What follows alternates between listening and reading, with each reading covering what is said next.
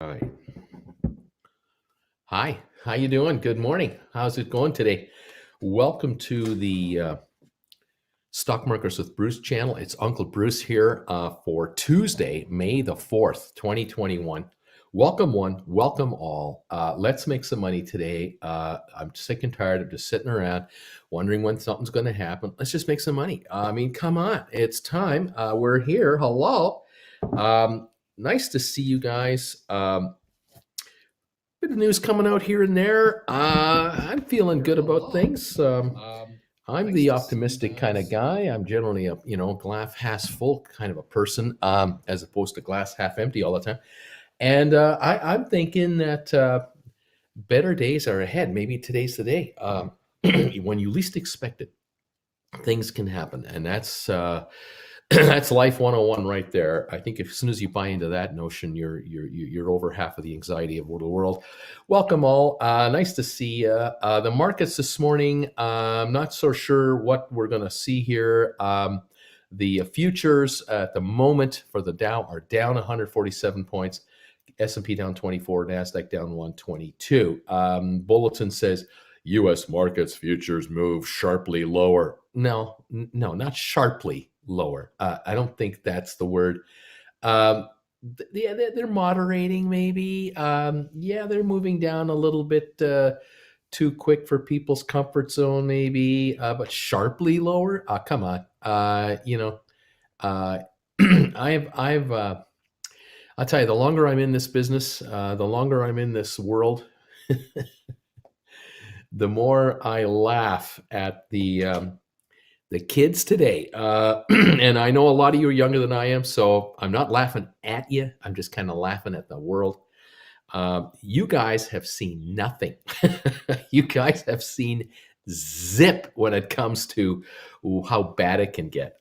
This is zilcho. This is a nothing burger, and I chortle at CNBC or online analysts who talk about, oh, a market correction is coming and it's going to be significant. And I'm going, give me a break. Wake the hell up. Why don't you study and figure out where the world has been the last 50 bloody years, in the last 100 years, and wake up to reality. I'll tell you, the more things change, the more they stay the same. I used to hear this talk of biblical corrections and crashes my entire financial career. I've heard it the whole time. And I have yet to see one. I have yet to see a biblical crash that has taken out the world. As far as I figure out, the First World War didn't do it. The Second World War didn't do it. And everything else since hasn't done it either. The world's still here. Bills still keep coming in. I don't know about you, but if you you'll take a look at pictures of New York City over the generations, and the skyscrapers are still there. Yeah, there's changes to the skyline for catastrophic events once in a while. Yeah, I'll grant you that. But the city's still there. The people are still there. Philly's still in Philly. Washington's still in Washington. Berlin is Berlin. London is London. Creston is Creston. We're all here, and we're going to be here tomorrow. I kid you not. We're all going to be here tomorrow in one form or another. The key here, folks, is you got to take your life in your hands and control it. And you've got to decide what's most important to you, and decide which way you want to go with it. It's as simple as that. And if you're looking for guidance from a book or a person in front of a room telling you how to live your life, forget about it. They don't know your life. They don't know you. They don't know your deep inner thoughts. And the bottom line is, whoever's going to control your destiny is the person in the mirror. Just take a look and go, oh, that's who's going to tell me. Oh, that's who's going to make the decisions. And I encourage you out there, do not get sucked in for a minute by people telling you how it's going to be or what have you.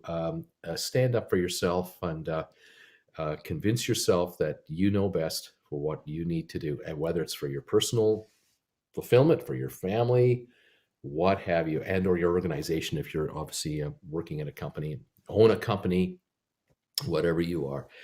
Um, you know, I was a lucky guy. I was a lucky kid. I had mom and dad my entire life. My parents didn't get divorced. I was very fortunate. I think back now to the fact that in the 60s, when I grew up, and you become aware of your situation kind of around age 5, 6, 7, and 8, beyond that.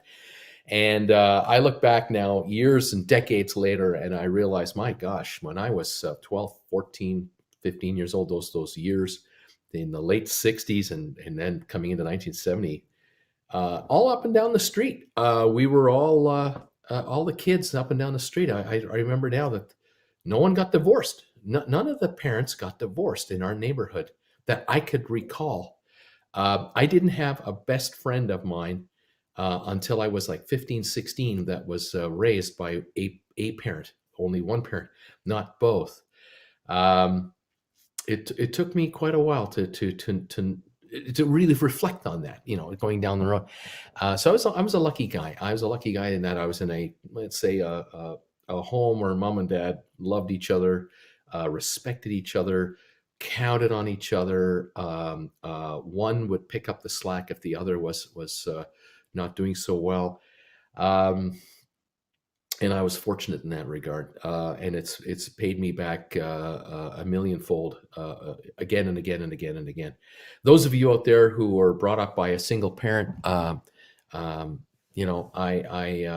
give you high praise indeed. I know that a lot of you out there, and many of you out there, are praying that as you grow older and you get married, or you are already married, and that it'll last and it'll work out. That you won't have a broken home in your lives, but hey, it happens. Poop happens, and it's the way it goes. You have to deal through it. You have to fight through it. You have to go along with what the cards are and try to play the game as best you can. Not here to kind of drown you in sorrow or anything like that. I'm just kind of saying, hey, I count my blessings every day. And now that I'm 65, I look at my own daughter and no kids, 33, and got the career going, loving life, and I'm just going, hey, wherever you're headed, wherever you're going, it's all good with me. I'm totally on board. I'm a fan, and there is no actual game plan that is the game plan. Your game plan is your own game plan, and whatever works for you, and you move on with it. And yeah, I'm a lucky dad, and I'm a grateful husband, and I'm a YouTuber that's just sitting in front of a computer at Creston, British Columbia in Canada, going, hey, how you guys doing this morning? Are you doing all right? How was your night? Did you sleep okay? And I hope you're going to have a good day today. Here's the good news. You only have to live today. You only have to get through today. You don't have to get through the year today. You don't have to worry about next year today. You don't have to worry about the next decade today. Although I will say, sometimes you come to a decision. You come to a fork in the road where you got to make a decision. And the decision you make in 10 years from now, you might go back and go, I remember when I had to make that decision. I had to go either this way or this way. And I made the right choice, or I made the wrong choice. But understand this, sometimes you make a wrong decision, and you go down the road a little bit and you go, oh, I'm on the wrong road. I got to turn around and go the other direction. And that's what you do. You figure out what the right decision is, and you make the next fork in the road work for you. It's okay. We're supposed to make mistakes. We all make mistakes. We're going to make mistakes going forward. Try to make them as minimal as possible. And when you get a win, take the win as far as you can take it, and let's go, baby. Let's have some fun. Anyway, welcome to the world, according to Bruce. Bruce the philosopher. I don't know where I'm going. I'm just ranting along here. Watching the markets, trying to figure out what they're up to. But again, coming back to these so-called analysts on television and elsewhere. I just hope a lot of you don't get sucked in to the narrative that sometimes you hear. These so-called sensationalists, the headline sensationalists, the ones that only want you to pay attention to the headline, but don't read the article, because if you read the article, you realize the guy's full of crap. They don't want you to do that. And so, unfortunately, in our fast-paced world in which we now live, people don't read the details. I don't know if you've. I love watching older movies from time to time. I really love watching older movies where, like, you see sort of an indication of what it was like back then, sort of thing, that kind of expression. And I love seeing the world from the 50s and the 60s. Why? Because I was born in the 50s, and I like to know, what was the adult world like when I was born? So I was 0 years old in 55. What was it really like if you were 25 years old, 35 years old, 45 years old, 55 years old in 1955? What was it like if, like, I'm 65 now? What was it like for a 65-year-old in 1955? I love to kind of do that. And I think about that in 1960 and 65 and 70. And the older you get, the more you do this. I'm warning you, you're going to start to do this. And you're going to get those moments where you're by yourself, and maybe you're on a train and you're chugging along to work, or you're in your car and you're driving along somewhere and you got 40 minutes to drive to where you got to go. And you start thinking about your upbringing and where you've come from.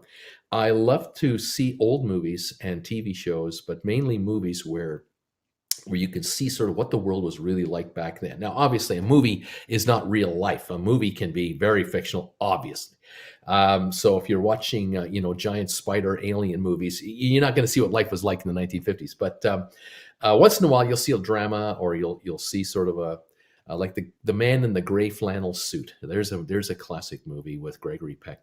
I just love to see the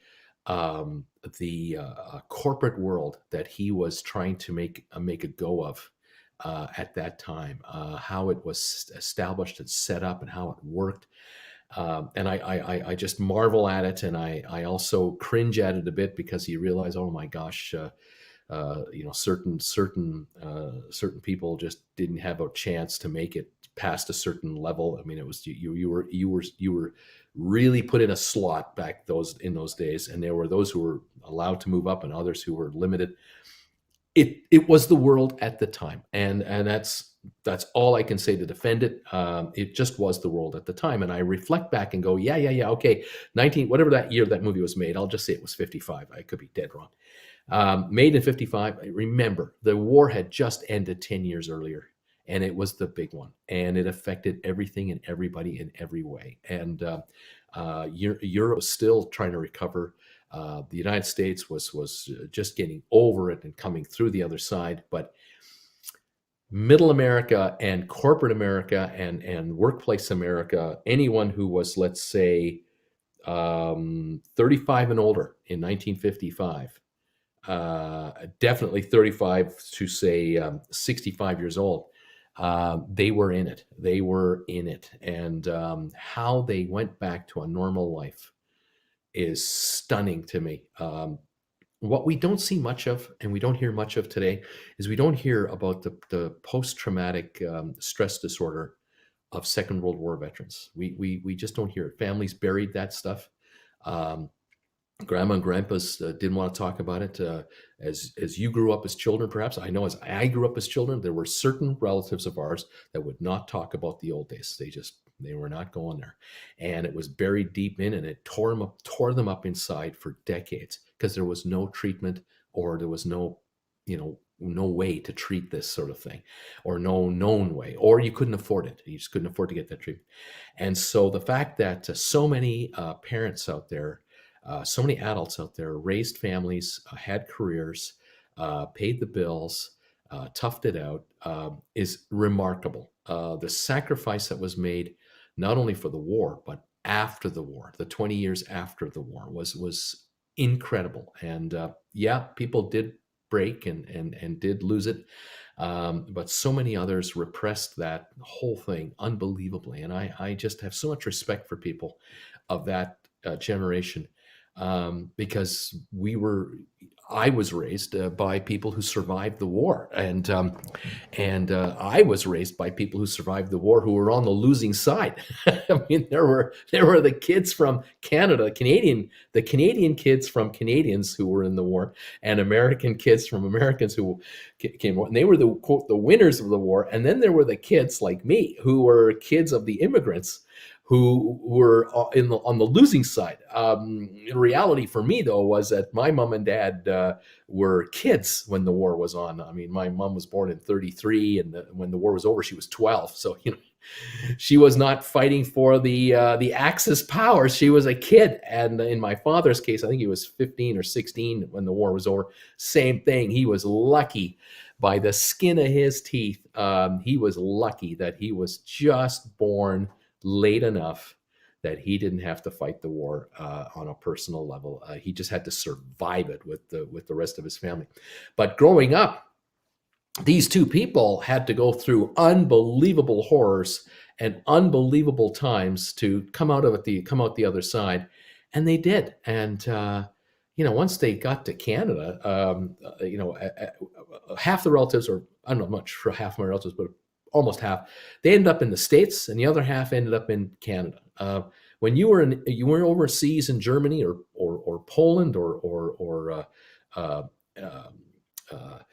Hungary or Russia or Finland, Sweden, the Baltic states, you wanted to come to North America, you didn't care who took you. You applied to Canada, you applied to the US, and whoever said yes first, you're gone. And there was no, I'm going to wait 6 months and hope Canada takes me, or hope America takes me because Canada said yes and I haven't heard from the States. There's no waiting. It's, yeah, we're gone. Let's go. Get over there. Get the heck over there.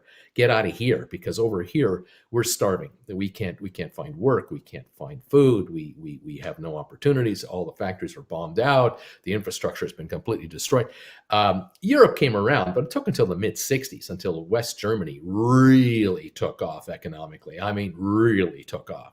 And through the 70s and the 80s, West Germany just powered up financially, unbelievably. But that's because the will of the people was there, and the desire and the hunger was there. And when you have a country that has to completely rebuild its infrastructure from zero, not like, we're gonna patch up our highways. No, we're gonna build brand new everything, because everything we had was from the First World War era, and these are the 60s and the 70s coming up, and we got to build for the next 30 years up until the 90s. This is the thought. This is the forward thinking back then. That country, it took a while, but it got its act together. And Germany today, as a unified country, is one of the most powerful economic forces on the planet. Look at Japan, totally destroyed. I mean, virtually totally wiped out. And despite tsunamis and earthquakes and other issues, Japan is a powerhouse economic country, because they also rebuilt from complete scratch. Unbelievable. But then you look at the UK, and the UK won the war, quote unquote, sacrificed dramatically to do it, owed the world billions and billions of dollars at the end of the war, and they had to now pay off their loans. Even winners have to pay their bills, because once the war is over, you settle up. And it took Britain almost 30 years to really get through it. I don't know if you know this, but in Britain, in the UK, they had rationing during the war for butter, sugar, flour, meat, milk. I mean, all the basics of life, rations. That didn't end until 1954. Did you know that? It took 9 years after the war was over for Britain to remove the ration cards. And they won the war. They were the winners. It's incredible. I'm not sure how quickly in the United States the ration cards disappeared, but it was pretty quick in the U.S. It wasn't 1954. It might have been barely a year. I'm not exactly sure on this history, but in Britain it took a long time. And the United Kingdom was an importing nation. They're an island. I mean, they had to import a lot of stuff to maintain a Western lifestyle. They had no credit. They had no credit left over. They were maxed out. Their credit cards were maxed out. And so it took a long, long time for the United Kingdom to come around, and yet they won. Over in Germany, it took longer, because as the losers, they not only had their own bills, they had other bills they had to pay towards the winners. Took a long, long time to bring it around. So when I look at history and I think about my parents and many of you, your parents and your grandparents, perhaps, I have a respect for those people that now, as a 65-year-old, is even more respectful than I was when I was a youngster. I had the fortunate thing of what happened to me when I was a kid was my father, my mother, but my father in particular. He helped me understand just how lucky I was and how fortunate he was. And that was the big thing for me about my dad is he said to me how lucky he was as a human being to be where he was in the situation he was in with his wife and his children. And my other buddies didn't have talks like that with their dads, not at all. Now, to be fair, I'm trying to remember my earliest friends from childhood. I think every one of them had parents that were born in Canada, so they didn't have this immigrant European experience. Where my cousin, who's kind of like a brother to me, his mom and dad immigrated in, and but he didn't have that relationship with his parents that I had with mine, because it's just the way the cards are dealt. Sometimes you got a parent who's just everything, and then there are others who are just so withdrawn or what have you. It is life, and it's a lottery. I totally agree. It's a lottery. You get lucky or you don't. I got lucky, and I was able to understand at age 7 and older just how fortunate my father felt to be in Canada and to be able to make it. Unbelievable times, and they did very well. My parents did extremely well compared to where they came from. Where they came from, they had nothing.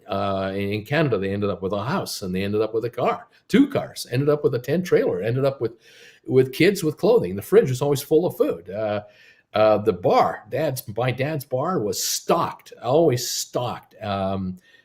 Friends would come over, or neighbors would come over, or mom and dad would host a get together, and my dad would ask a guest, what would you like to drink? And they said, what do you got? And he said, you just ask me. You just ask me what you want. You tell me what you want. I have it. And they couldn't believe it. They said, well, how about a martini? Okay, let's make you a martini. Or how about a Black Russian? Or how about a grasshopper? I mean, some of these exotic drinks that showed up in the 60s. They had it. My dad had it. He had all these liqueurs and all these. And the bar, I'm sure in today's money, you looked at a bar like my dad had, you got to be sitting there. In Canada, we'd be looking at that going, that's $2,000 worth of booze sitting there. And in America, maybe it's $1,000 because alcohol is cheaper in the US than in Canada, generally speaking. In Europe, it might be $5,000. I don't know. But it was just incredible how my father was so happy to be a giver, to share this one little thing, this bar. I mean, when he grew up, there was no alcohol in the house because they couldn't afford it. I mean, if there was alcohol in the house, it would be a Mickey, and it didn't last long. Here, my dad had every spirit known to man, and he wasn't an alcoholic. He was just a guy who just, I have anything you want, and he just loved a nice cold beer in the evening, maybe 2, depending on the summer and the heat. Unbelievable. Anyway, those of you out there who grew up with parents that survived the Second World War, and with grandparents and what have you, you probably have your own stories, your own unique take on everything, how it went. By the way, Mike, thank you for joining the channel. I've been ranting along here, and I noticed you popped in and joined us as a member. I appreciate this so much. Welcome all new members. Anyway, you think you got it tough? Think again. And if you think this market is, we're going to have a 10% correction, the world is coming to an end, think again. A 10% correction, you know what that means? That's a dip. You know what a dip is? Buying opportunity.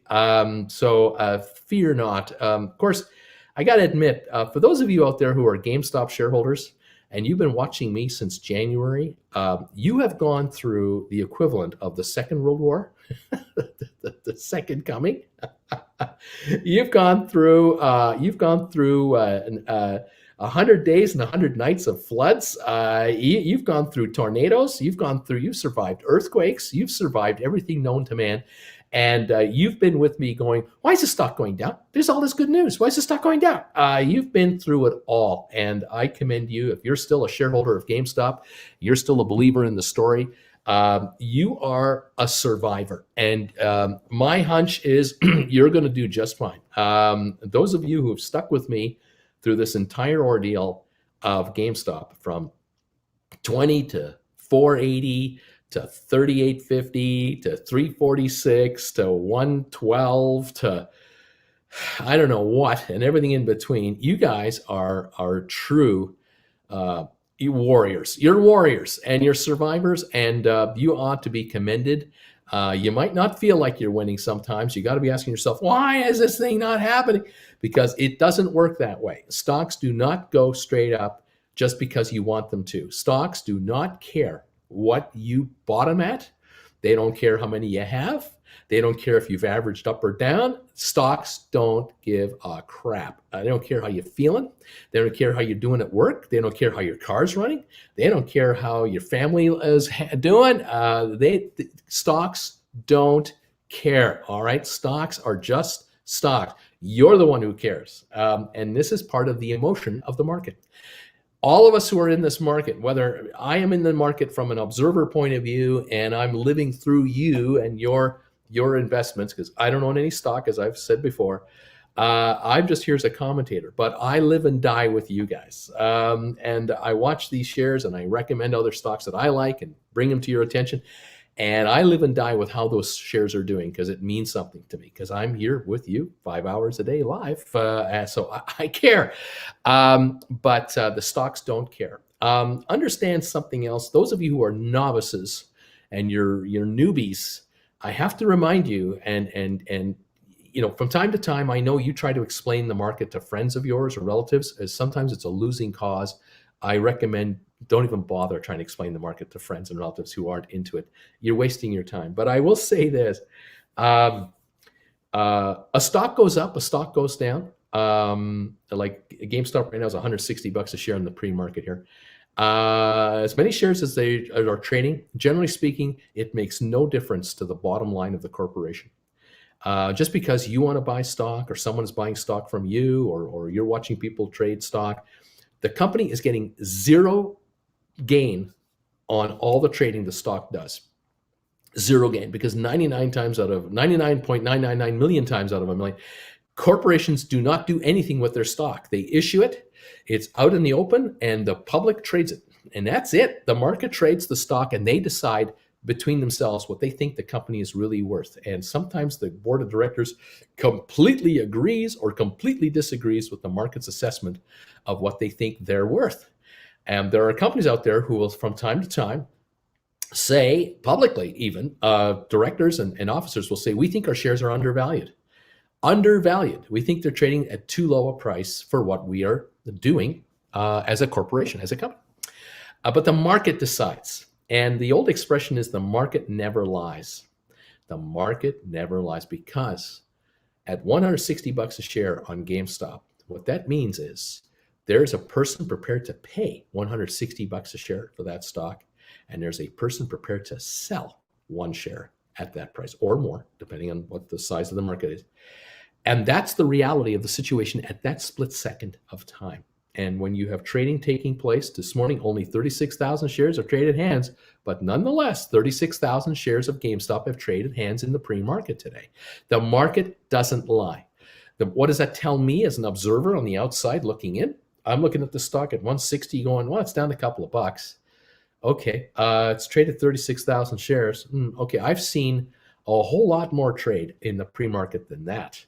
That's telling me that a number of things it's telling me. There's a whole plethora of stuff it's telling me. And as you watch me more and more, you're going to begin to pick up my instincts on what's happening. You're going to realize, oh yeah, he's talked about this before. I see what he's talking about now. I didn't understand it the first time, but the fifth time he talked about it, now I see what he's getting at.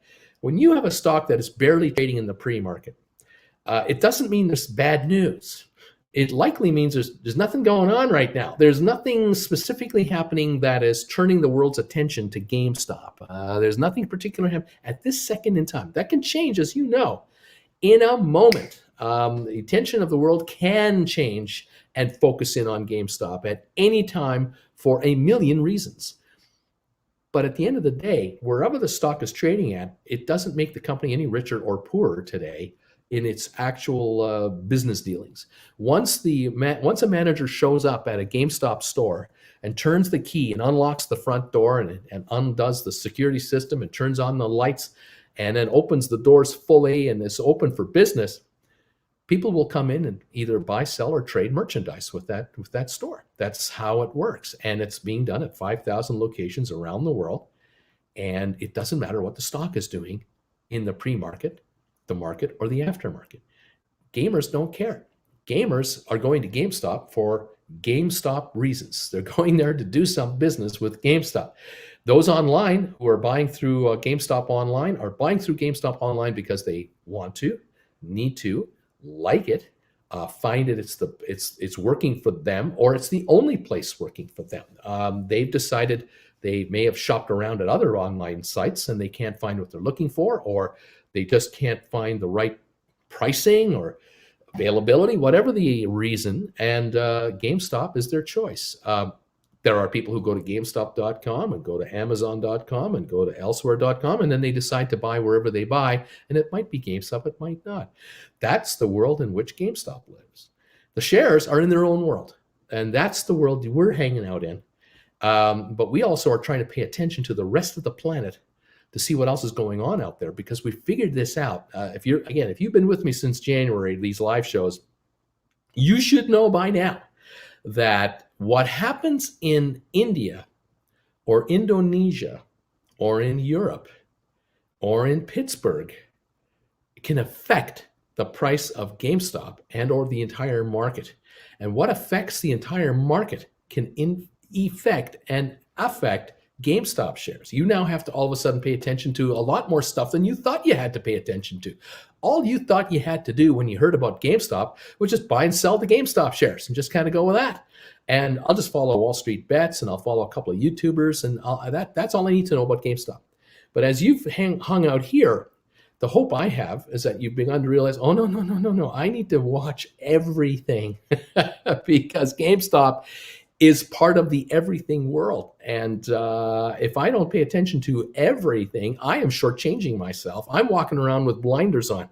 And there's a reason horses have blinders on. Now, horses are very aware creatures of their surroundings. And the guys who sit on the top of the wagon back there running you through, let's say, Central Park, or the farmer in the field knows that the horse is pulling a plow. And all that our farmer wants to do is plow this field. I got 40 acres and I got a horse. I got to get this work done. And I don't want this horse to be spooked by a bumblebee or by some guy on a horse over here or whatever. I just want my horse to look forward and move, pull the damn plow so I can get the job done. That's why horses are given blinders. Well, that means the horse is unaware of the fact that the farmer too might be unaware of the fact that just from over here are a pack of wolves. They're coming and they're hungry, and they're either going to eat the farmer or they're going to eat the horse, but they're eating something because they are there's a pack of 8 of these guys and they're hungry. One of these 2 guys is going down. If the farmer's got a gun, a rifle, he's got enough bullets, he might be able to survive it and keep his horse intact as well. But the horse doesn't know they're coming unless the horse can smell them. And the farmer doesn't know they're coming unless he can see them. And with a horse with blinders on, you haven't got a clue. The horse, no clue. It's just lost a huge percentage of its ability to be self-aware. And that's the way the world works. In your case, if you've got blinders on and you're only looking at GameStop press releases, or you're only watching 1 or 2 of us on YouTube, 3 or 4 of us on YouTube, you got blinders on because you're not paying attention to the big picture out there. And so I'm trying to desperately help you out with the awareness factor. And today, this is why I keep mentioning it. The Dow is down 143 right now in the pre-market from what I can tell you.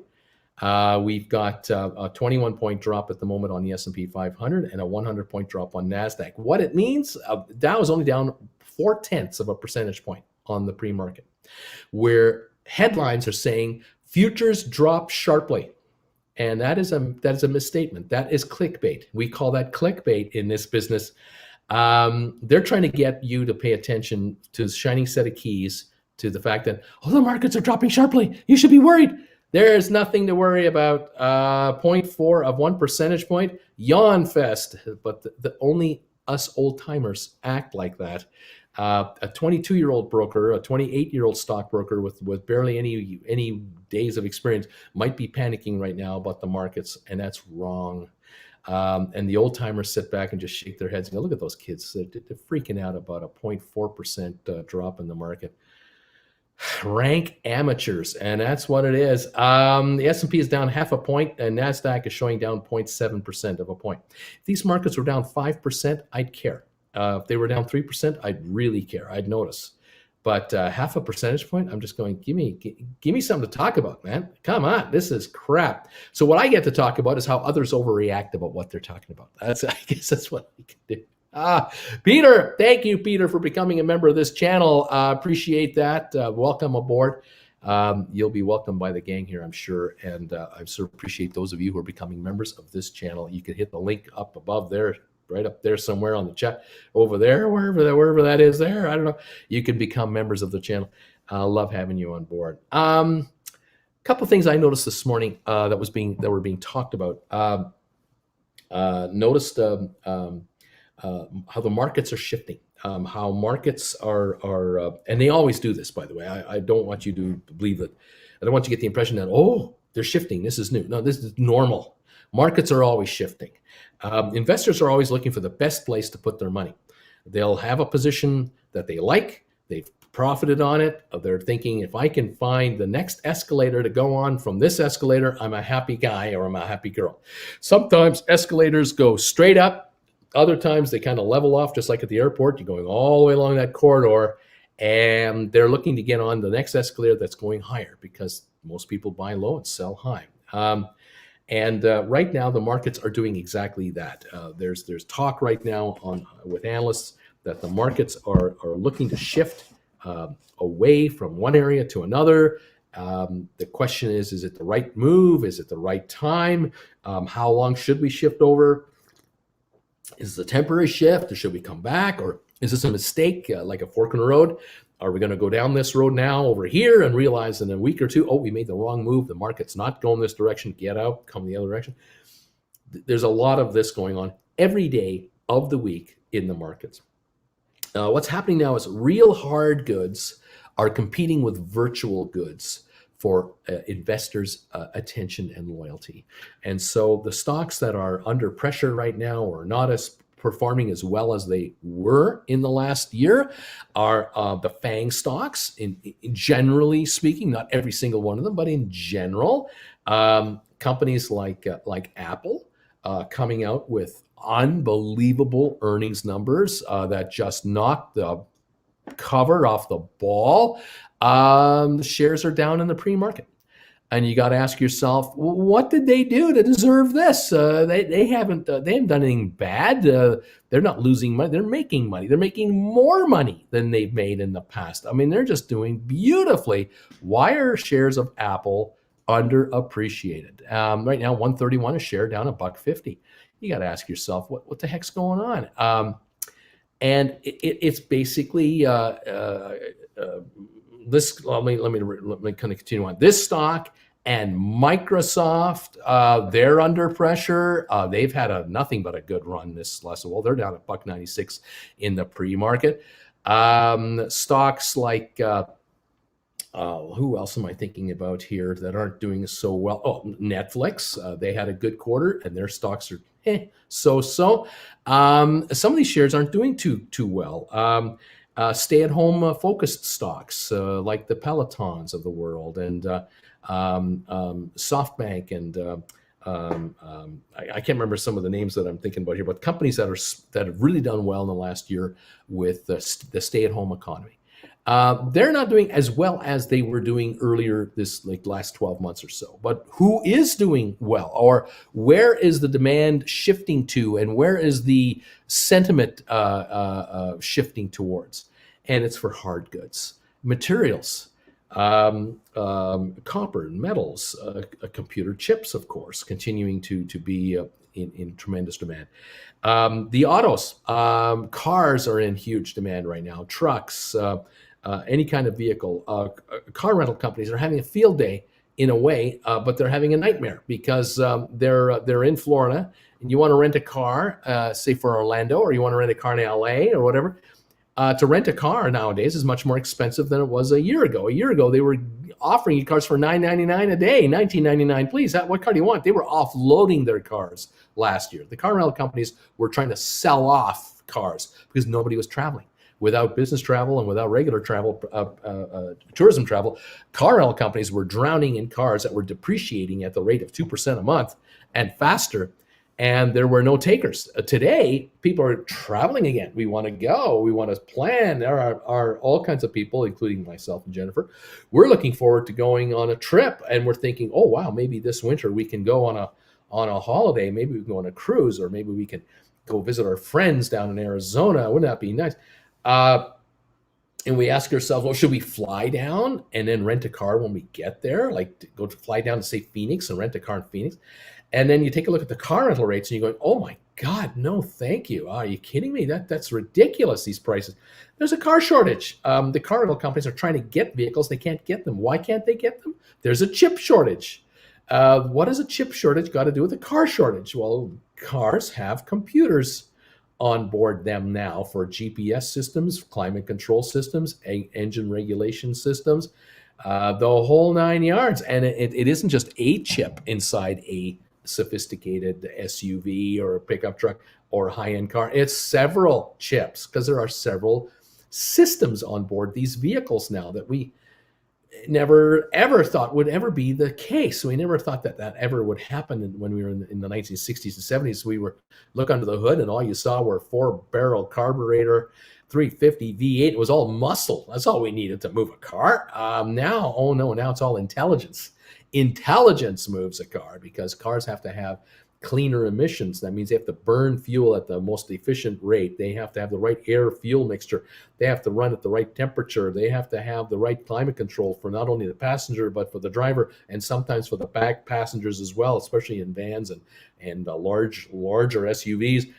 You got all these GPS systems, the entertainment systems on board vehicles. The kids have videos in the back while dad's driving, listening to satellite radio. I mean, my God, the electronics on board vehicles has gone crazy in the last 15, 20 years, and it's continued to evolve even faster. And there's a chip shortage, which means Ford can't move trucks off the line. GM has got problems. BMW in Germany, they've got problems. Everyone's got problems. And now we're finding out that friends over at our pals over at Whirlpool and Maytag and all these appliance makers, they can't get their appliances off the line. Chip shortages for their product line because refrigerators and freezer systems are so much smarter than they've ever been. It's unbelievable how smart our stoves are today. It's crazy. I can't believe it. We're talking about supply interruptions.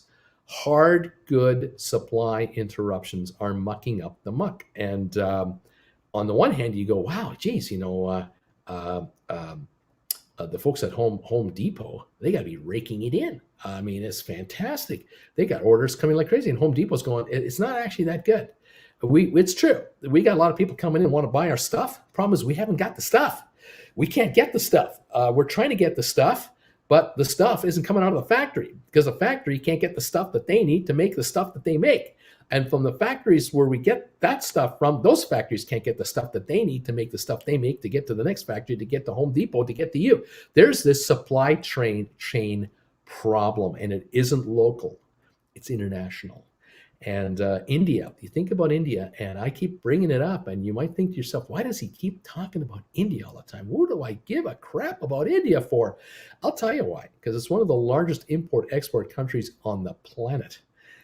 There are 1 billion plus people over there who are hardworking, and there are a lot of corporations around the world that depend on the labor force of India to produce a whole bunch of goods.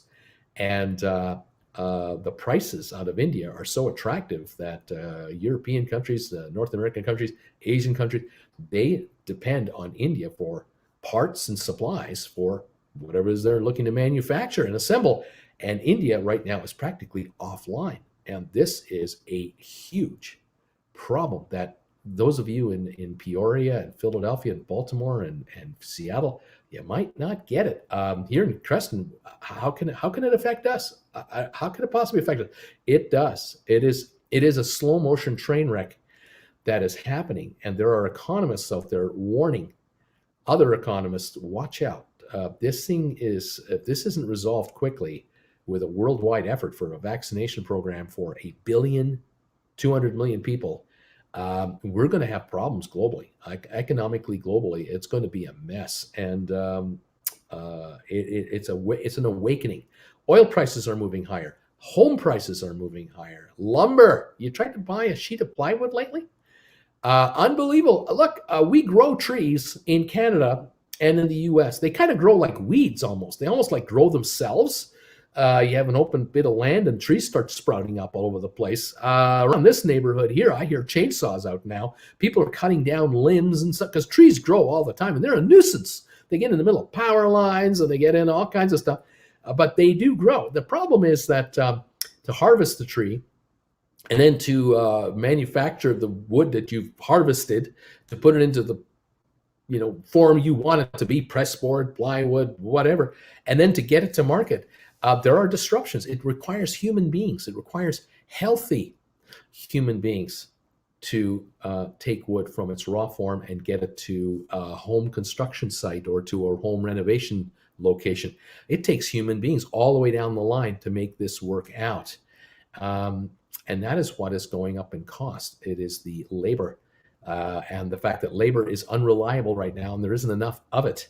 And this is this other issue that I mentioned from time to time that you may have paid attention to in my previous broadcast, the aging out of North America and Europe and other G20 countries. We are aging out as on an average basis because we're not replicating like we used to replicate.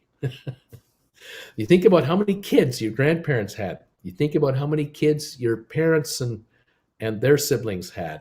And you think about how many children we've had and how many children our children are thinking of having. And you're quickly realizing, oh my God, it used to be 5 kids in a house. No big deal. 3 to 5 kids. Everybody had 3 to 5 kids. Now it's 1 to 2. And there are couples who are delaying childbirth for a long time, as long as they can, because of economic wishes, wants, and desires, whatever your situation is. We are not replicating, and it's beginning to show. It has been happening for 15, 20 years. We've just been not paying attention to it. And politically, it is so easy to get votes when you can convince people that immigrants are the problem, when they're actually you and me. We're the problem. But it's okay. Let's blame somebody else and move on. If you don't open your country up to immigration and youth make your country more youthful, you're going to have to lean on those who are there to do the work. And the problem is that those who are in these G20 countries, we're getting older. And in some countries, it's really showing off. It's really being apparent. Japan in particular, Germany and France and Italy and Spain, it is really starting to show there's a problem. Greece, they got a nightmare. Greece has a nightmare because all of the young Greeks who are in their 20s and 30s, so many of them have left the country because they have no economic potential there at all. And they're sitting there going, I can get a job in Madrid. I can get a job in Rome. I can get a job in Florence. I can get a job in Munich. And I can get so much more money in euros with all kinds of benefits. We're here in Greece. We got problems, man. And the tax bite is so bad. I'm going where the grass is greener. Well, who doesn't think like that? We all think like that. And so in Greece, it's really bad. But do you want to allow in immigrants that are 15 to 25 years of age? You got to allow it to happen. And some countries will, and a lot of countries won't. And so up goes the average age of the country, down goes the productivity of the country, down goes the prospect of the country to expand because you don't have the youth to muscle it through. You need this. This helps, but you need this. And 50-year-old workers, they pull muscles now. They have back aches. They get hip problems. They have knee replacement surgery. 25-year-olds just keep coming back for more because they feel invincible. I remember at 25 how strong I was. I could do anything. That's the world, and that's just the way it is. And you like it or you don't like it. You agree with it, you don't agree with it, but it's a fact. And right now, even in this little town of Creston, British Columbia, 5,000 people in this little town, and I'm surrounded by maybe 8 to 10,000 more in a 50-mile radius.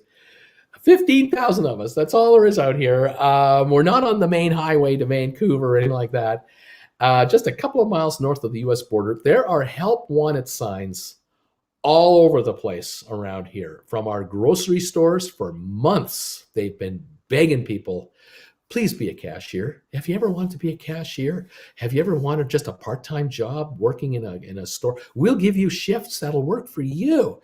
Our Tim Hortons, our little old, just like a Dunkin' Donuts, the restaurant's closed, but the drive-thru is open. But that restaurant has been shut now for almost 2 weeks. I think this afternoon, Jen and I are going to try, hopefully, to be able to get a cup of coffee and a donut for the first time in 2 weeks at our local Tim Hortons, where they're paying them $17 an hour. These folks are getting $17 an hour, and they can't get enough staff. What does that tell you? Oh my gosh, unbelievable. Of course, this is a pandemic, North America wide, and that's, I'm just speaking North America. Just think about Europe. It's not because people are getting more money not to work. Don't buy that. Don't buy that. It's true. There are unemployment benefits and there are pandemic benefits. It's true. But really, people would rather be working than not working. The reality is, though, that workers have their pick and of the litter. Where do they want to go to work? In some cases, though, there are businesses that have had cases of the virus because the staff isn't immunized, or people in the firm refuse to get immunized. And fellow workers are terrified about going in there. And until immunizations are at a high enough level, we're just not going to see the drop in these case counts. We have to see these variant numbers drop dramatically, and we have to see the death rate drop and the hospitalizations numbers drop. Here in British Columbia, we were at over 1,000 cases a day up until about 4 or 5 days ago. 1,000 cases a day. We'd never had 1,000 cases. During the worst of the pandemic last year, we were at 500, and that was Panicville. We were at 1,000 cases for over a month every day. This weekend, the last 4 days, 750 cases. And the officials are going, let's hope this is the trend. Has it happened? Has it come and gone? Where the experts are going, we're not sure yet. We're not sure if you're through it or not. You might still have another spike. No voluntary surgeries anywhere. There's none of this. You're coming in for a hip replacement. That's all postponed. All knee surgeries postponed. Anything that is what we call elective surgeries, all canceled for the foreseeable future, because every single bed in the hospital is used up by sick patients all over the place.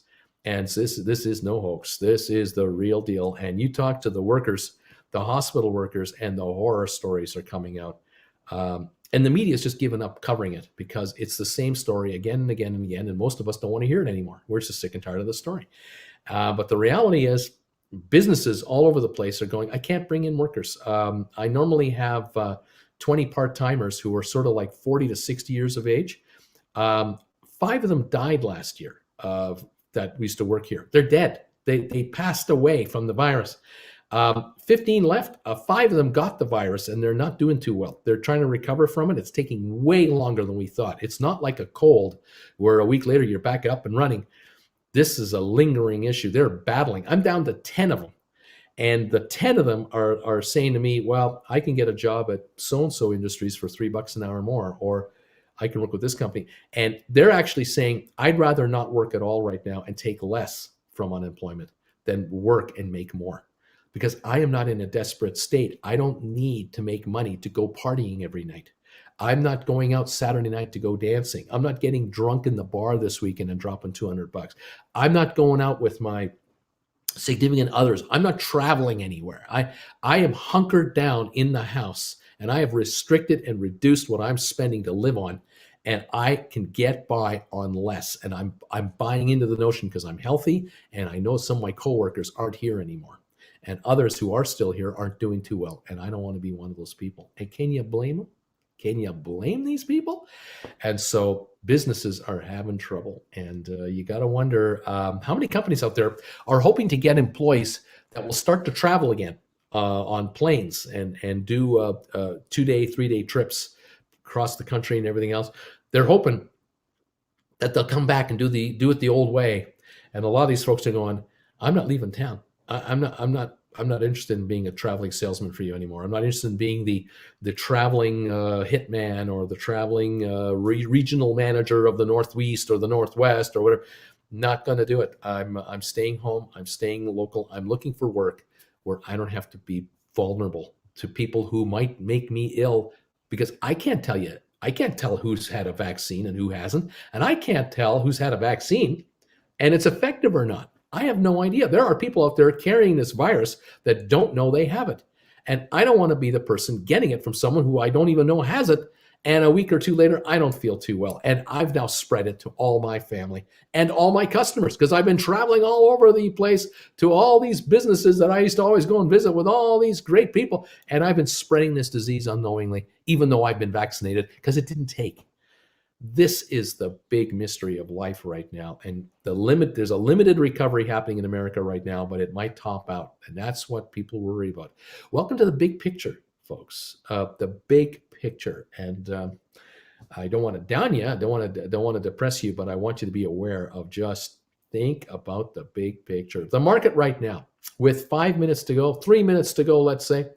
The Dow is down 153. It's kind of been sitting here now for a little while. S&P down 24. NASDAQ down 122. GameStop 158.77. It's down 343.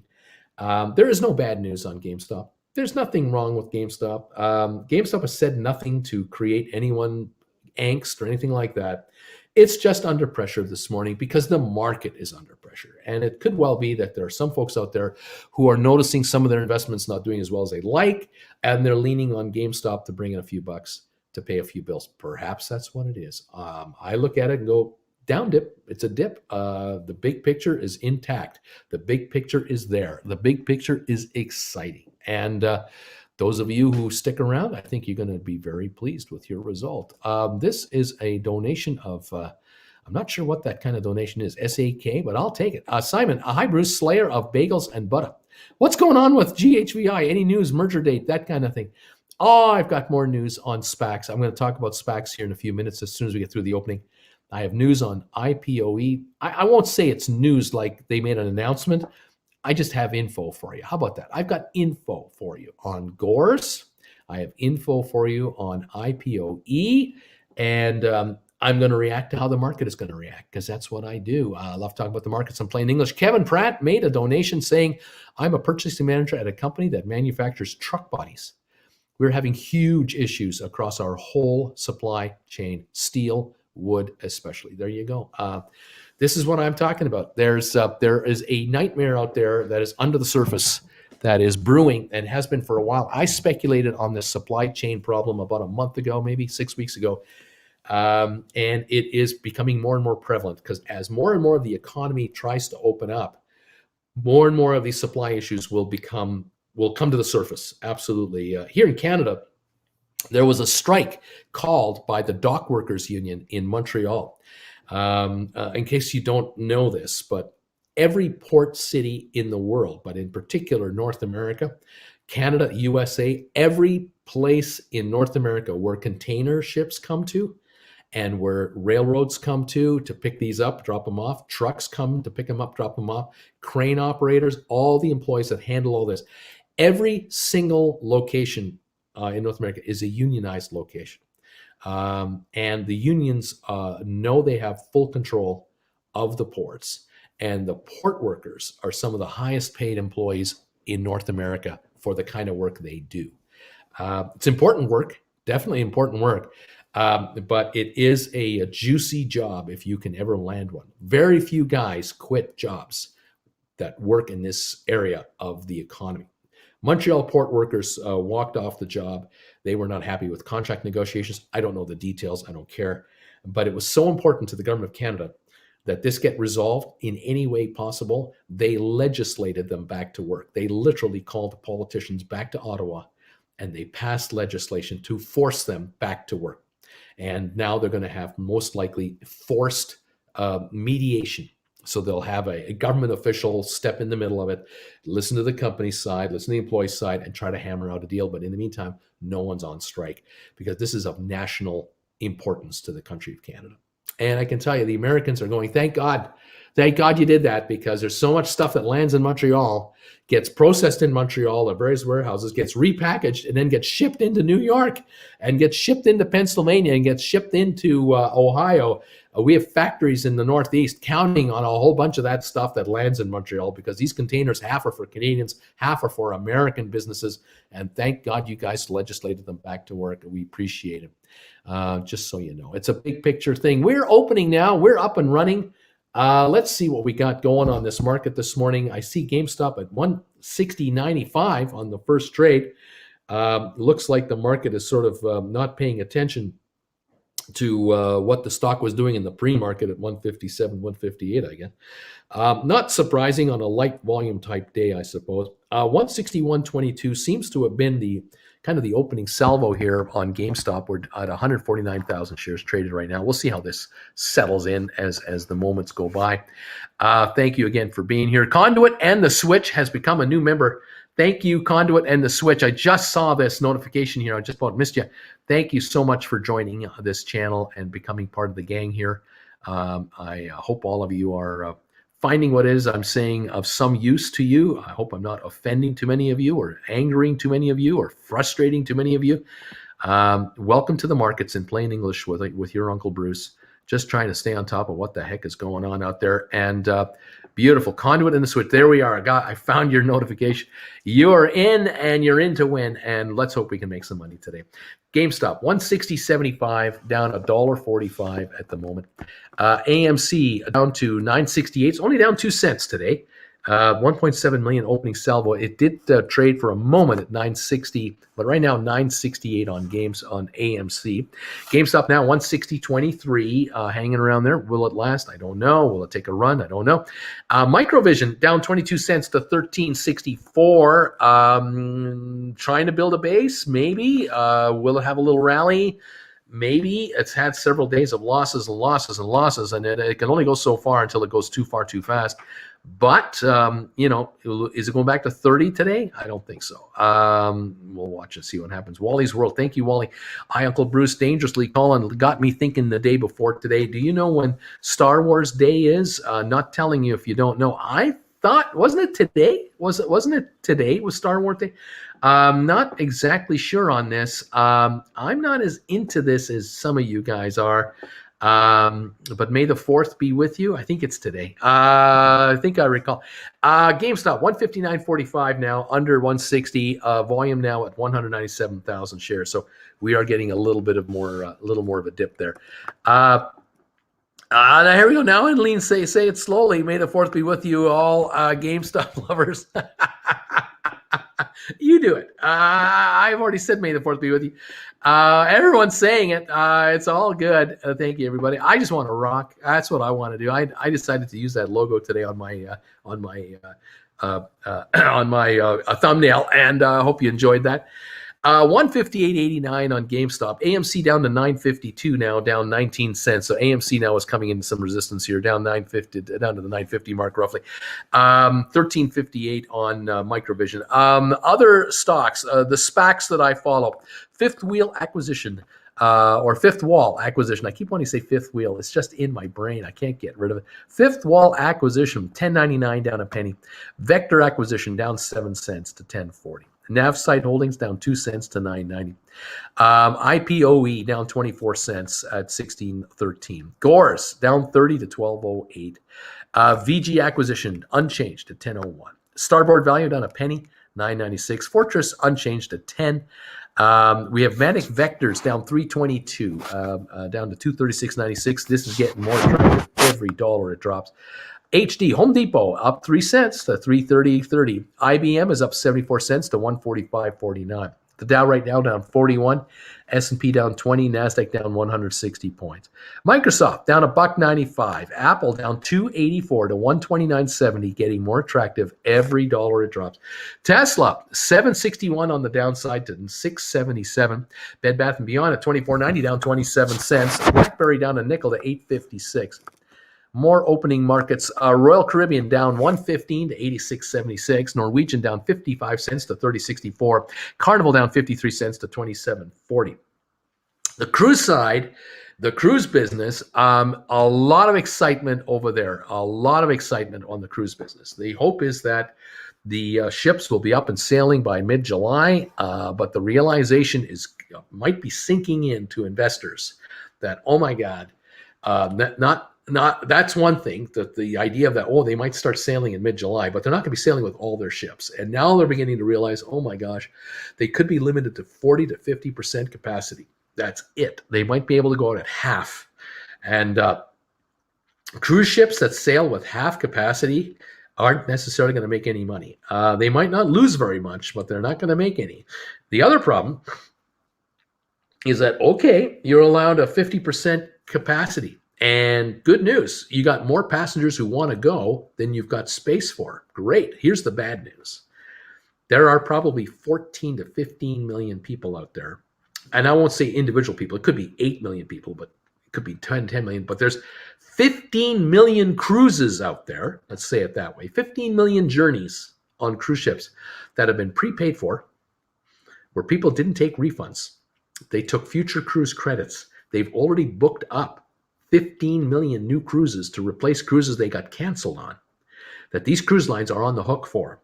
The problem is that at 40 to 50% occupancy, the likelihood is that these cruise ship companies have taken these reservations and have filled up their ships to 100% capacity for the next year and a half.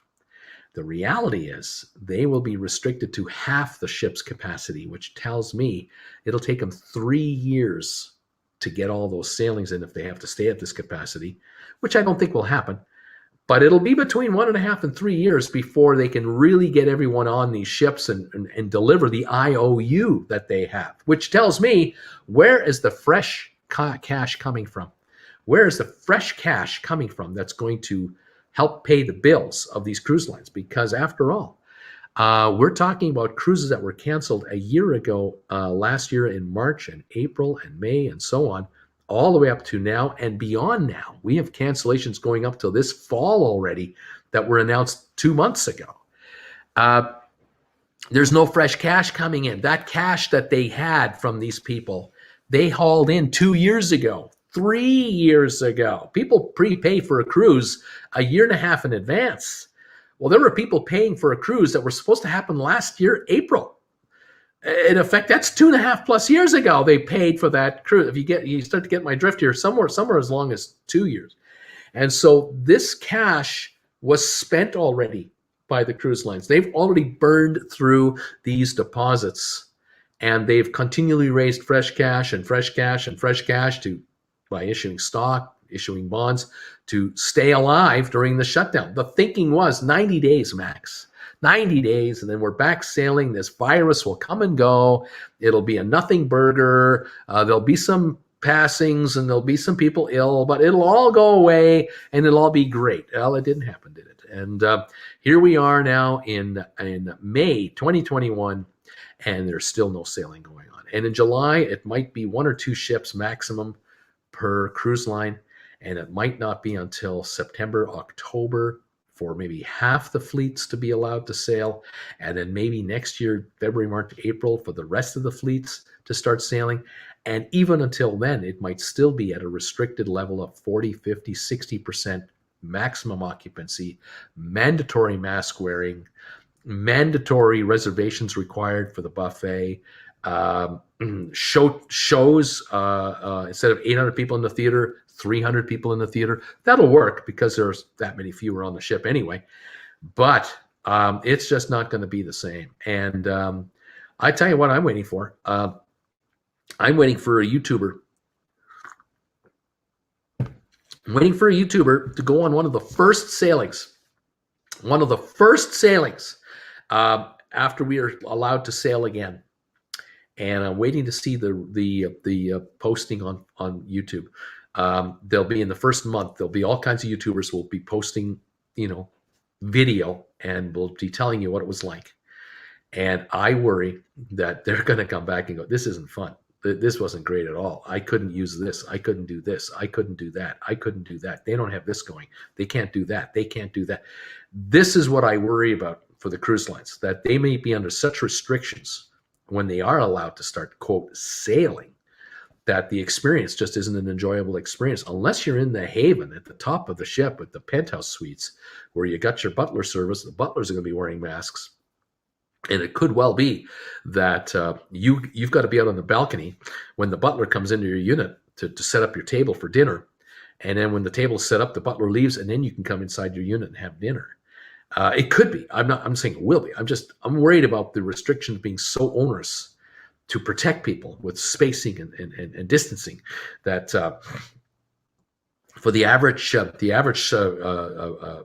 cruise ship passenger, not going to be fun. And this is where maybe, just maybe, land-based all-inclusives might outshine cruise ships for a while, because you've got a room with 500 square feet instead of a cabin with 120 square feet. A big bathroom. You have wide halls. You can literally walk outside of your unit and within 10 steps, you're in the open air. The pools at these all-inclusives are massive, humongous. So distancing is easier to handle.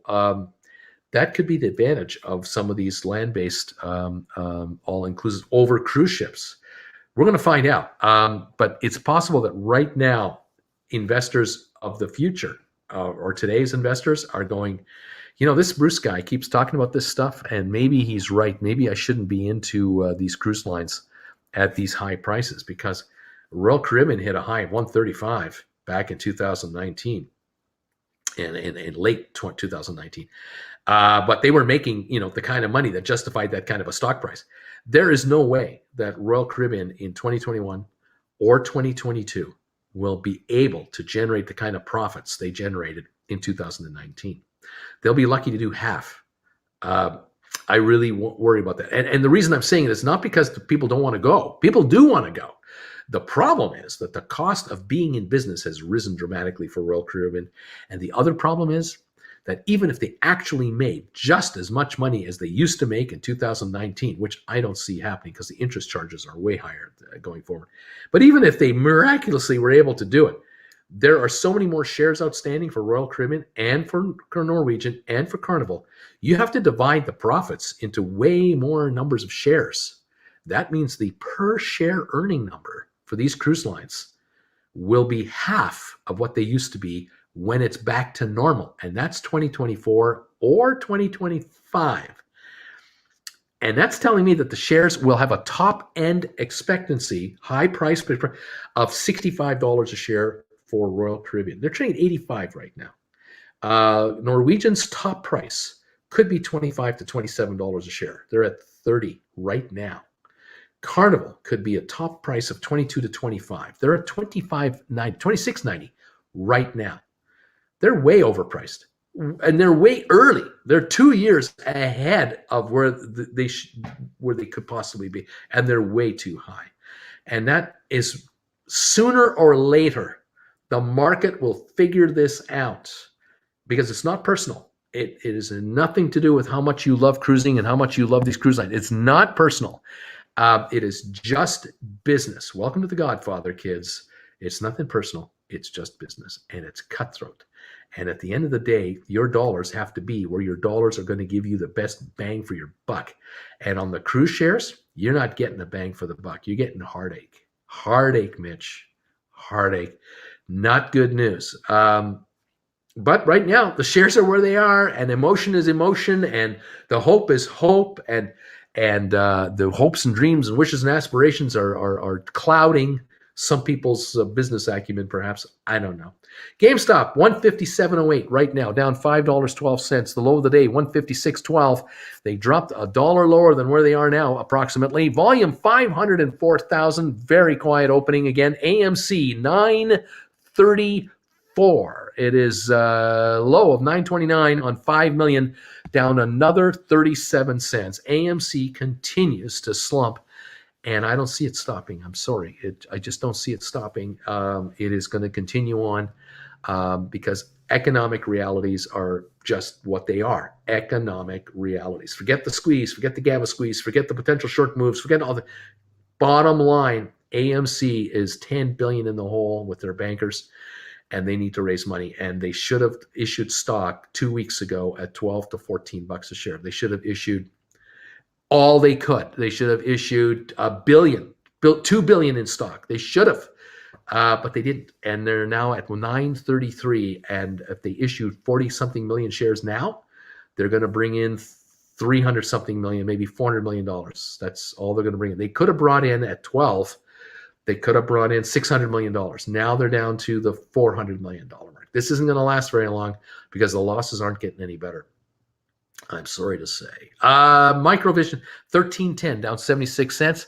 There is no rally yet for this stock, low of 13.08. That's kind of where it's at right now, 13.08 right now. 2.8 million traded. Even with that kind of volume, stock is heading down. And that's telling me people are getting crushed. There are people who are in this stock 15 to 30 bucks a share, and they made this fatal mistake of thinking, oh, it's another short squeeze. It's just like GameStop. It's going to go to 500 a share. Mistake. Not going to happen. Not with the amount of stock outstanding on this stock. Not a chance. GameStop, the 73 million shares out, it's one of the smallest share counts of any New York Stock Exchange listed company. It's one of the smallest. And that's why the amplification for GameStop is so much better versus these hundreds of millions of shares these other companies have. There's just not a hope at all. I'm sorry. We are still under pressure. The Dow down 167 and falling. There's some people asking, what should I do? Which way should I go? What's the future of the world? Apple 129.45. It's a bargain. It's getting cheaper and cheaper and more attractive every time it goes down. The good news for Apple investors, if you're thinking of becoming one, the stock is trading at 29.1 times earnings.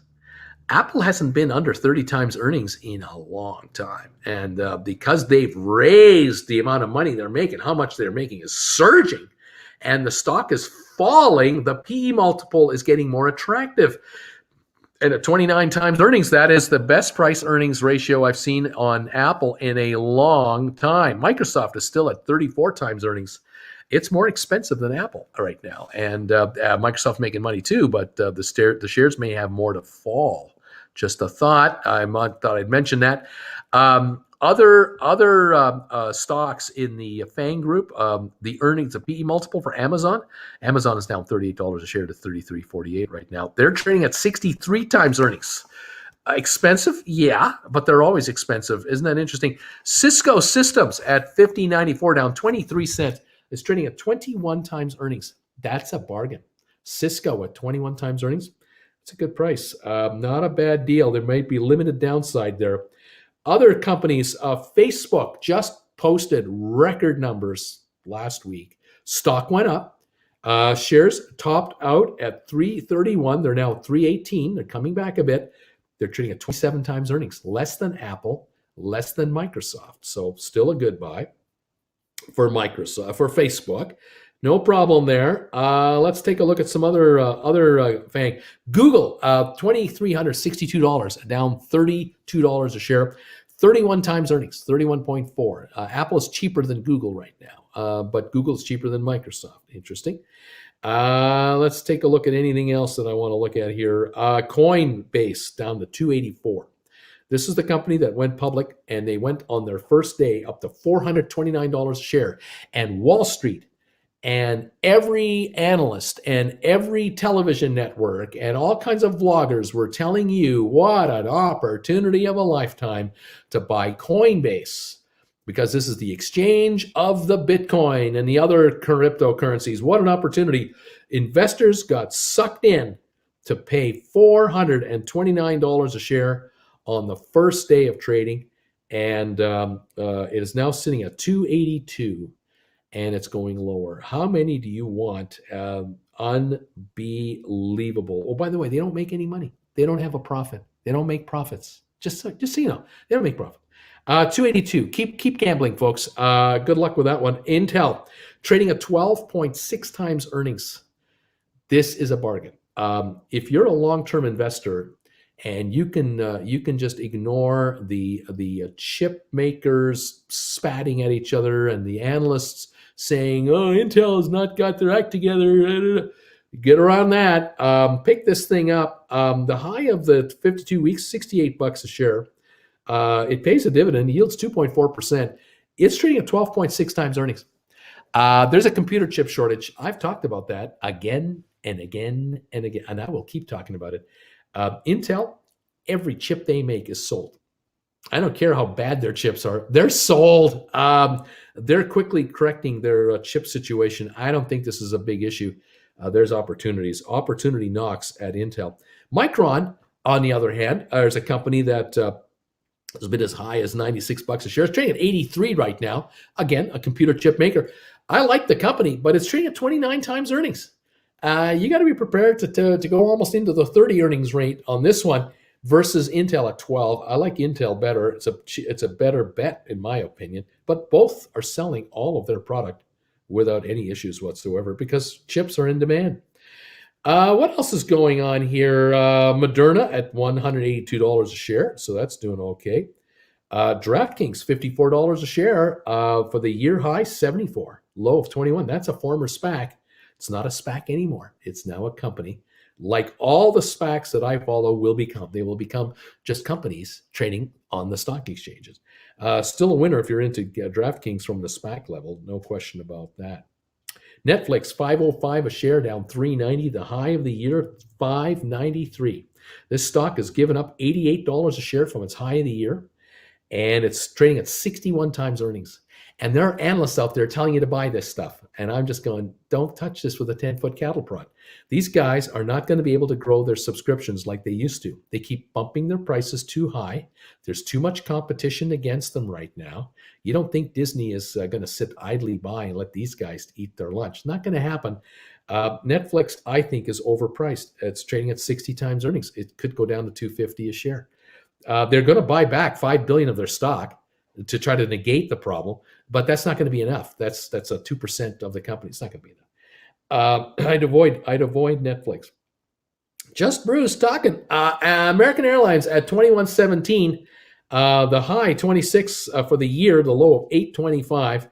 Don't you wish you bought that at $8? They did top out at the year high just a little while ago. In March they were in that 25 range. I'm not so sure about American Airlines as an investment right now. I'm not all sure if you want to be into this. Even with the travel coming back, their margins are so slim that they borrowed billions to survive. They've got interest payments like you can't believe. I'm not so sure about American or any airline, to be honest. I'm really not a big fan of the airlines. We'll see. Disney, $183, topped out this year at $203 a share. Still not making money. They've opened Disney World, Disneyland. They're trying to get up and running. They're on restrictions. I don't know if they're going to make money. I don't know if Disney will actually turn a profit right now. That's the reality of it. But even if they do turn a profit, it might be so slight that, in my opinion, the shares might be $100 overpriced right now at $183. Too high. Just don't have the goods. I don't know. Goldman Sachs trading at 8 times earnings, 8.6 times earnings. This is a winner. Winner, chicken dinner. Here's a 6-month chart for Goldman Sachs. Up, up, and up. It's topped out a little bit in the last couple of months. It's kind of flatline. But the high of the year, 356, is trading at 345, and they're trading at 8.6 times earnings. When will this company get the respect it deserves and trade at 15 to 20 times earnings? If it were to trade at 15, 16, 17 times earnings, it'll double in price. Maybe what Goldman Sachs should think about doing is doing a stock split. Maybe they should do a 5-for-1 and bring this thing down to the $70 level and encourage retail investors to jump in. Maybe that's what they ought to do to help their investors. Just wondering. It's just Bruce guessing. I'm doing all I can for the world at large. What can I say? Hope you don't mind. Hope you don't mind me trying to help the world. Let's take another look at a few other things. Walmart trading at 29 times earnings. Fully priced, $141 a share. That's fully priced. Costco trading at 38 times earnings at $377 a share. Fully priced. There is no upside in the stock from here. JP Morgan trading at 12.1 times earnings. That is 50% higher than JP Morgan on a PE multiple. They're sitting at 152.99. Man, that's unbelievable. So JP Morgan is cheap, but Goldman Sachs is cheaper. Target, or Target, as we like to say, 24 times earnings. There's a little bit of upside there, but not too much. And let's move back here to where we're at. Let's just follow what we like to follow. GameStop 155.32. The low of the day 155.01. The volume 694,000 shares. And we're at the low of the day, 155.05 right now. This is just about the low of the day on GameStop. These are buying dip opportunities if you believe in the story long term. We're waiting for some news, new CEO. That would be one piece of news we'd like to get. We're waiting for first quarter financials. Should be out at the end of the month or so. We're waiting for the annual meeting, June the 9th, coming up in now 35 days. So we have 35 days and counting for a lot of news, very pertinent, very material news, the kind of news that really can affect the outlook of the stock news coming up. So 35 days from now, a lot more is coming out. Anna just picked up 2 more shares at 156.35. Well done. Grabbing stock down here, not a bad idea. 154.85 right now. It's going down in pennies. It's not going down in dollars. It's going down in pennies. A very reluctant drop. 155.32. We just popped back up again. But it is dropping in pennies as buyers are stepping in there to try to scoop up this paper as it's coming in. And I commend you. I think if you've got the hands that you need to have, the patience you should be able to handle, you're going to do all right. AMC, unfortunately, down 45 cents now to $9.26. Touched $9.18 just a few minutes ago. And 7.3 million volume. That's telling. That's good volume, negative numbers. People are getting out, and people are throwing in the towel. People are probably forced out. There's possibly a lot of margin on AMC right now, and a lot of folks who are leveraged that shouldn't be in this thing leveraged at all are getting hammered. If you're a long AMC, you might want to consider writing $10 call contracts against the stock for 2 weeks, 4 weeks. You may want to write $11 contracts for 6 weeks, $12 contracts for 12 weeks. You might bring in $1, $1.25, $1.50. That's cash against the cost of your stock to help you with some downside. So I don't see the stock going to $12, $14 anytime soon. Take the money from option traders if they're willing to hand it to you on spec. Cash the money, reduce your cost exposure, and do that every month if you can, for as long as you want to hold the stock. If you're a long-term holder, God bless you. But the stock is forcing you into becoming a longer-term holder every time it drops another 50 cents, $1. It's unfortunate. GameStop, 156.14. Looks like it's popped a little bit now. 154.80 was the low, so $1.30 better at the moment on GameStop. Just a tad better. All right. Why did you say GameStop dip? My wife's going to kill me. Thanks, Bruce, says Anna. Let's see here.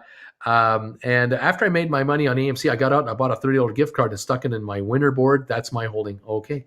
I got 100 at 155. Well purchased. Let's see. Feeling the same about GameStop, says John Van. Let's see. What else is going on? Thank you, everybody, for being here. I'm trying to. I'll take a peek at some of your comments as best I can here this morning. As I've been ranting away, the Dow's down 235, down 0.69 of a percentage point. The S&P is down 1% to down 42 points. Nasdaq's down 264 points, down 1.9%. We're getting a little bit of a pullback. We call it consolidation in the business. We call it the market is consolidating. If it goes down to 10% or more, it's correcting. It's just a correction. We were all wrong. It's correcting. Okay. It's just what it is. It's just what it is. Stocks go up, stocks go down. And sometimes they go high, too fast, or they're too high for the moment. They're too high for the sentiment of the moment. It's emotion. All shares are held by human beings. That's it. That's all there is to it.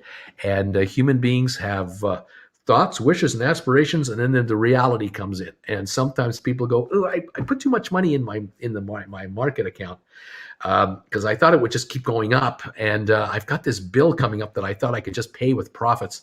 Now I've got to pay this bill with equity, and I don't like this, but I got to sell something to raise some money to pay some bills." Welcome to the real world. It's just the way it is, and what can I say? SMO, I bought some at $6 in February. Well done. Well done. You might have that chance again. I don't know. It's at $9.20, down 51 cents a share. It's having a bad day right now on AMC. $9.20 right now, unfortunately. GameStop, $155.42. It's about 60 cents above the low of the day at 794,000 volume. Extremely quiet. We're now, what are we into the market? Half an hour into the market, and we haven't even hit 1 million shares. This looks like a 1.25 to 1.4 million hour to open the day. That is dry powder. There's nothing going on.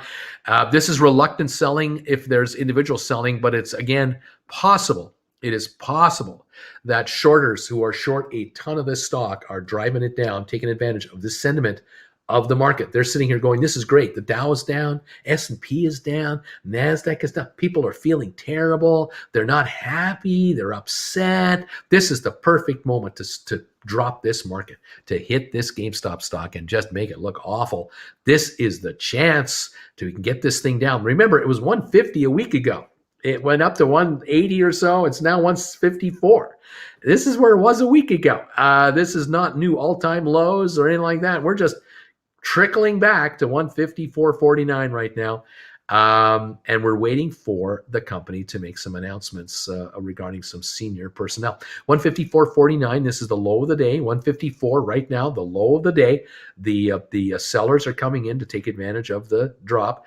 When you see a spike like that on the stock, that is not typical selling by normal investors. That is an attack on the stock on purpose to just make it look awful. And they're doing a good job. It's down $8, down only 4.9%. It's got to drop another $8 to give us a 10% drop on the day, which would then negate short sellers to a degree because the short sale restriction rule would come into place.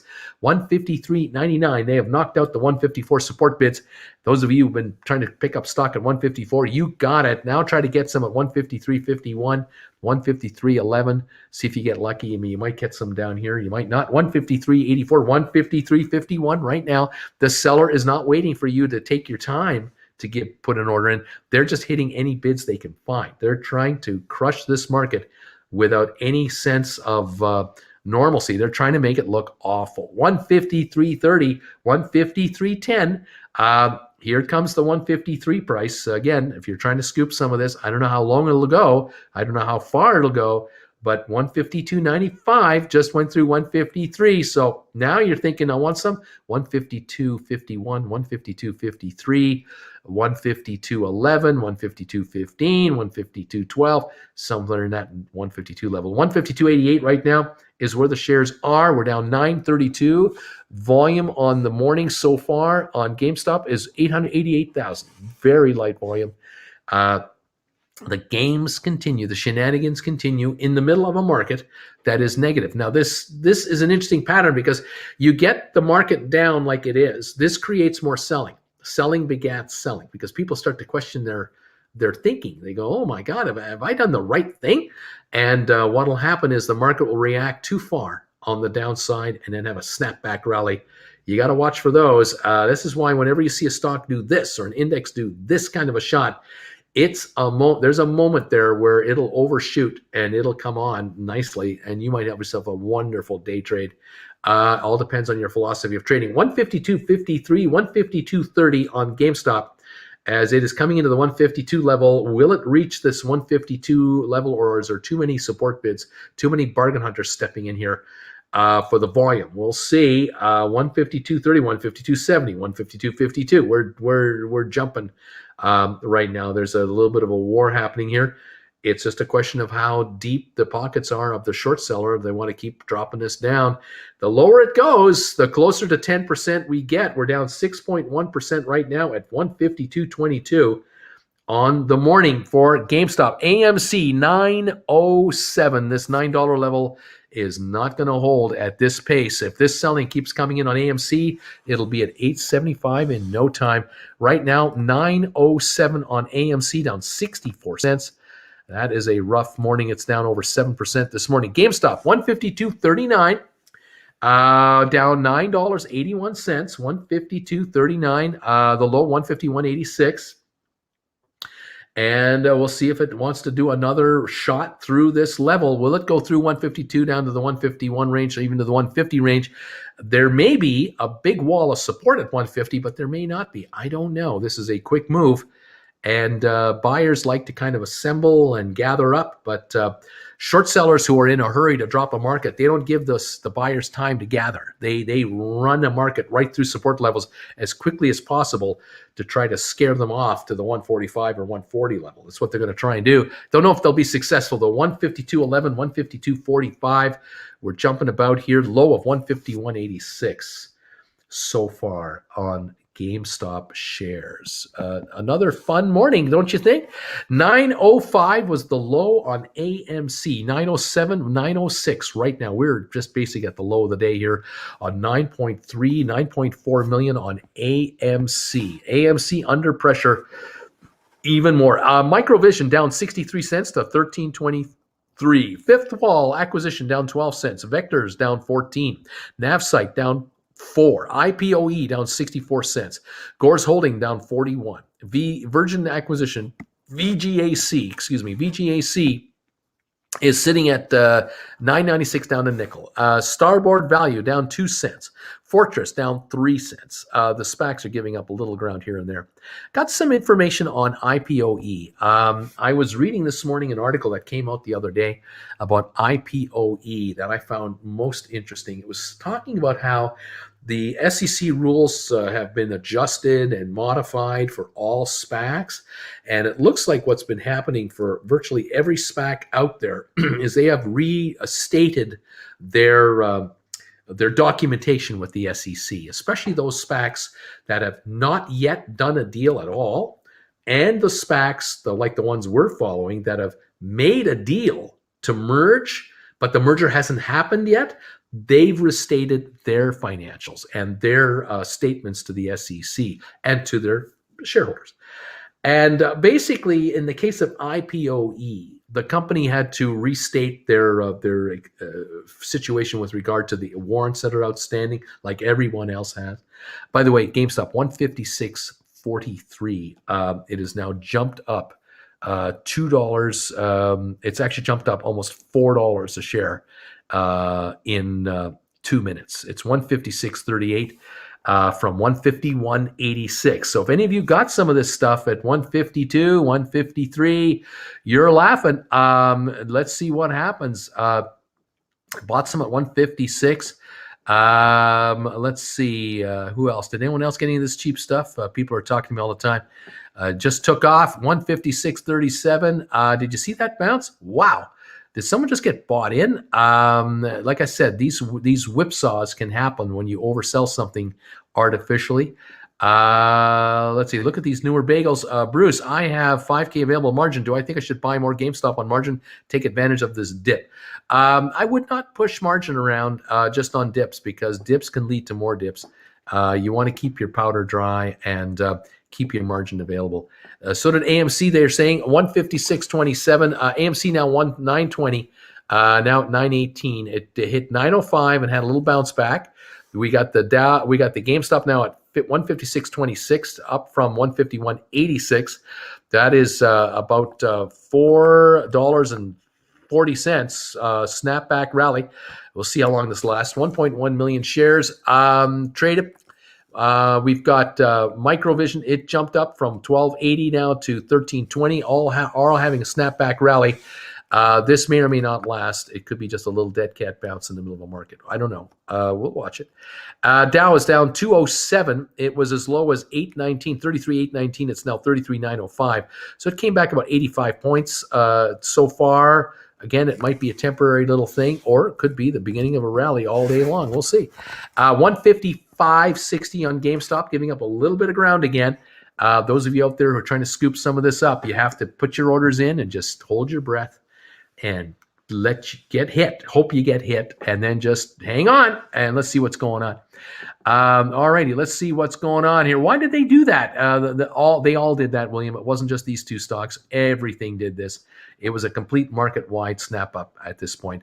Again, computer buy programs will be kicked in at various entities out there. It could be mutual funds, hedge funds, pension funds, ETFs. There are all kinds of computer programs out there that when the market goes oversold on a technical basis, buy orders immediately get locked in and get entered by computers automatically, and they just scoop up paper until the numbers there's an equilibrium. Certain stocks might overperform others, but generally you get an entire market raise, and that's what we just had in the last 5-10 minutes. Stocks went too low too fast. Now they're coming up too much. Funny how that works. 155.60 on GameStop, 917 on AMC, 1314 on Microvision. These are the three we're watching closely at this point for meme stocks. Anyway, 154.85 on GameStop. So if you didn't get a dip the last time, you might get one this time, but I don't know if it'll go back down to the low of the day of 151.86. Don't know if you're going to get that. So again, you want to get some GameStop down here. You might want to move in here with a buy at maybe 153.55 or 153.01 or 152.15, or hope that another wave comes your way. I don't know. We'll see if that's going to happen or not. 155.14 now. I heard margin calls coming on all shorted stocks. Any truth to that? I do not know. We are hearing that always, and we're all curious about it, and we would love it to happen. Those of us who are long, and that's you guys, I'm watching you guys, would love to see that. I'm bought another 20. Go. This is all a dip. 155.01 on GameStop now. Volume on the morning. Let me just update that for us. 155.86 volume, 1.18 million. 155.86 right now on GameStop. AMC 919. Microvision at 1320. It's hit a low of 1280. We're now at 155.49 on GameStop as we are really jumping around here. Your guess is as good as mine, and whether this will hit a new low, get anywhere near the original low, or will it consolidate from here and take a shot to 160? It can happen. It is oversold. It has been several days of selling on GameStop, and it could well be oversold. Let's see what happens. Zoom out your chart, they say. Come to Papa, says Oscar. Come on down. Tasty. Got more at 153. 155.95 right now. Dippers, here come the chippers. Big bunch of tech stocks showing exactly the same pattern. Yep, there's all kinds of this going on. It's not just a GameStop attack. It's all over the place.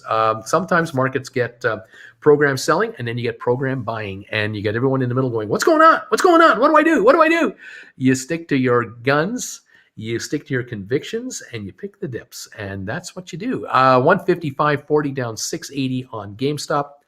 Volume now 1.2 million. Again, nothing burger. There's no volume here. We're coming into 45 minutes of trading. We haven't even hit 2 million shares. It might do 1.5 million for the first hour. That is light. 156 on GameStop. 156 again on GameStop. It's a little dip in this little last rally here. Will it run higher or will it back off again? 156.03 as it's chewing up stock that's available. 156.07 now. It's going up in pennies, but it could jump $1 at any time, or it could back off. We'll just kind of hang around, watch it. Back to IPOE. The company did their restating of their numbers as the SEC requested, like everyone else did, and they're still moving ahead with the merger with SOFI. But the story on SOFI is getting very interesting. The company SOFI, of course, is acquiring a bank to get a bank charter. But the word is that they're waiting now for their filings to be these new filings with IPOE. They're waiting for the SEC to declare them what we call effective. In effect, they've received them and they've acknowledged the new filings, and they have approved them in that you are adhering to our new rules. And that means the filing is effective. It's an effective filing. That allows IPOE and SOFI to mail out to all of their shareholders proxies for a shareholder vote to approve the merger, final approval. That should take about 3 weeks or so once the effective classification has been given by the SEC. That will go through, and then about a week after the vote is done, the merger should be completed. So the thinking is third week of May to the first week of June, in that 2-week window, should finish off the IPOE merger. And the talk on the street is that SOFI, the financial results that they're now delivering, and the expected results for the balance of this year and into next year with the growth of all of their clientele, they're talking about a stock that IPOE shares merged with SOFI. After the merger, the talk is the shares will be worth somewhere between $20.02 and $27.80 a share just after merger, maybe a month or 2 or 3. And there are vloggers and bloggers saying, buy this IPOE now and pay the price here today, $15.83, and you got yourself somewhere between about a $5 and a $12 upside just on how SOFI is doing now, not its potential. Because remember, SOFI will get its hands on $1.9 billion in new cash upon the merger being concluded. So SOFI will be $1.9 billion cash richer as soon as they list as SOFI. The shares now are estimated to be worth $20 to $27.80 a share as we speak. And so that is the upside that you have immediately on IPOE going forward. Just wanted you to know that today. I liked what I read there. It made sense to me. I like what I've seen. This one analyst that I followed who mentioned this has been talking about this for months. This isn't like the newest, latest news. This is months old, but is being reaffirmed and regurgitated again to kind of, hey, folks, don't forget, they haven't changed. They're making tons of money. They're growing out their earnings before income taxes and depreciation. Their cash flows are surging, and they're going to be getting $1.9 billion in fresh cash. Watch out. Francis, holy smokes, Tesla's not doing well today. I guess the Germany news was worse than expected. Again, I think it's a market thing. It's not anything personal against any one stock. We're at 156 on GameStop, by the way. Tesla right now is sitting at 664, down $20, and it hit 658. It's now 664. Like everyone else, it had a down dip. This is not the end of the world. A $20 dip on Tesla. Who cares? I mean, give me something to worry about. Hi, Jen. Good morning. How are you today? I'm good. Lots of red on the board. Yeah, we started in red, and then we saw the Dow drop into the 280-point range. It's now down 171. The first thought it was a dead cat bounce. Now it doesn't look like it. It looks like it's taking on some steam. Even GameStop dropped as low as 151.86, came back to 156, back to 155, now 157.33. Yeah. The stock is up $6 practically from the low about 20 minutes ago. It's recovered $6 a share, people. That's very good. 1.3 million volume on GameStop. It is really coming on. It's only down $4.79. It was down over $11. Big resurgence. All of you who bought this stuff on the dip, way to go, you guys. This is how this game goes. JC is saying, Bruce, here's a $5 donation for you. How long until this IPOE gets merged? I missed that. I expect the merger to be done between the last week of this month and the first week of June. But I also expect the street to get wind of the fact that the SOFI deal is so juicy that the estimates for the $20 to $27 neighborhood for the stock will be known before we get to the merger, and the shares could be much closer to those levels as the merger is announced. So you've got an opportunity here at 1581 to scoop this stuff. Autumn, thank you for your donation. SoFi credit card is offering Bitcoin and Ethereum rewards. They're on the cutting edge. The amount of press SoFi will get will be as good as GameStop. It will be as much as GameStop. It'll be in the press every single day. And these shares, there are not enough to go around. to trade, even to day trade. There aren't enough to go around to day trade. There will be day traders wanting to day trade SOFI like crazy. And I don't think the shares will be 20 to 27. I think in the next few months, they'll be beyond that. They'll trade at a premium to that book value. That's the other thing I think about. JC, $5 donation again, saying, okay, thanks. Thanks, JC. Appreciate these. All of you who are making donations to this channel, you guys are the best. Thank you, and welcome new members to the channel today. Where are we at now on AMC? GameStop 159.48, down only $2.72.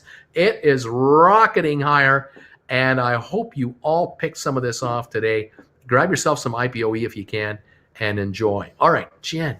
So the headline is saying the cryptocurrency is taking off again. And so what do they, what article do they go to? Well, they go to Charles Munger at the Berkshire Hathaway saying that crypto is disgusting and contrary to civilization.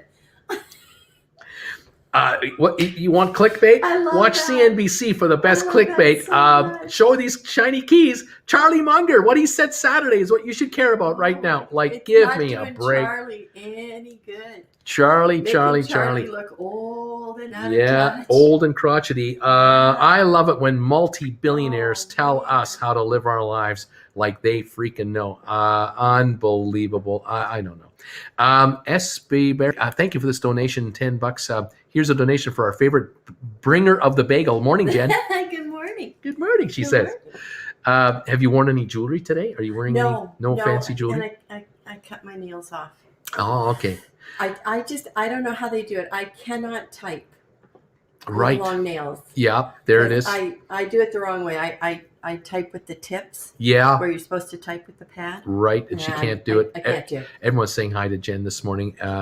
Everyone's loving this. Morning, Jen from everywhere. How many of the rest of you, all of you, I learned to type in grade 10. Yeah, me too. Grade 10. In the morning, I had typing for 2 hours and then accounting for 2 hours. And then you would come out of there and try to find a reason to live. It was so horrid. Oh, yeah. Our worst. accounting teacher was absolutely monotone and sucked the will to live out of you. And because they didn't want to live. No. They had no reason to live. God, no. All 15-year-olds? All their hopes and dreams and aspirations were shot to hell. And they're in front of a bunch of 15-year-olds in a high school going, what happened to my life?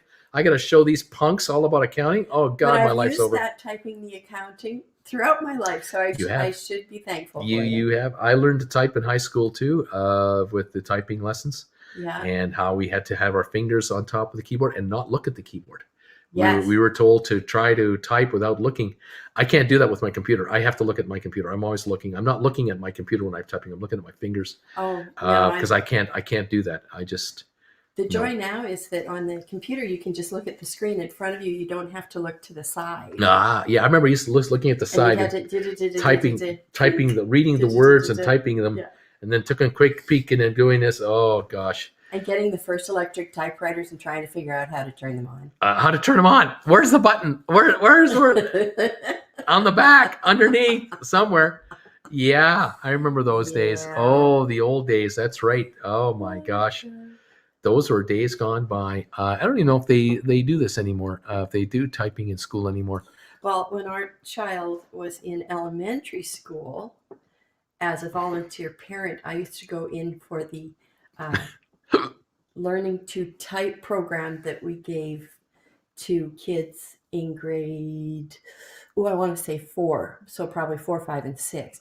But actually, they think they're learning to type, but what they're really doing is learning how to read and spell and grammar. Because if you tell them we're going to teach you how to spell and read, not going to work. Their brains slam shut. They don't want to. They want to learn how to type. They want to know how to type. Which means you have to know how to spell. I bet that program isn't even out there anymore. Type to learn. It was really good. It was a good one. Yeah, it was really good. Would have been. Yeah, and that's something. Yeah. Yeah. Unreal, those days. How to sneak broccoli into kids' food. That's right. How to sneak broccoli. How to do it. That's right. I don't know how we did it. Our daughter ate everything. She always ate everything.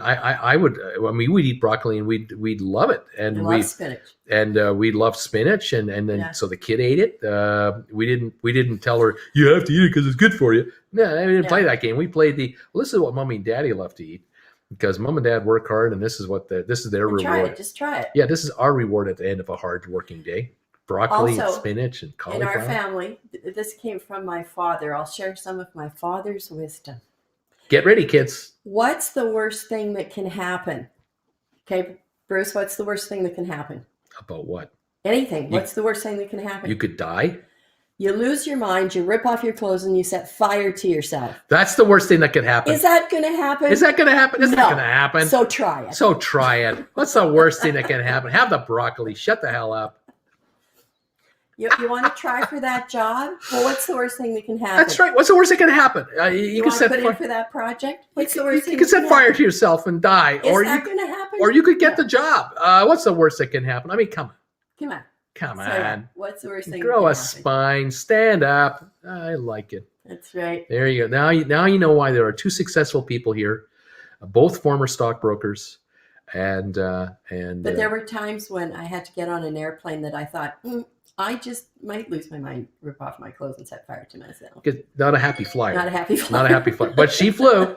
She's flown many a time, and she's still here. Yeah. Every Yeah. time, though, I figure the odds are catching up with me. So- Oh my. Well, maybe. and you've often said it's like I'm afraid I'm going to die with a word left unsaid when I get to an airport. Well, there's that. There's the loose tongue of Jennifer, the spirited, liberated tongue from time to time that says things. What's the worst that can happen? That's why we have to be the only two people in a gondola. Ah, yes, going up a gondola. Only two people are allowed, Jen and I, because only I can handle the caustic words coming out of her lips, through her lips, as we're going up a gondola. She's hanging on for Don't dear like life. the height. I don't like this. And that's the PG version.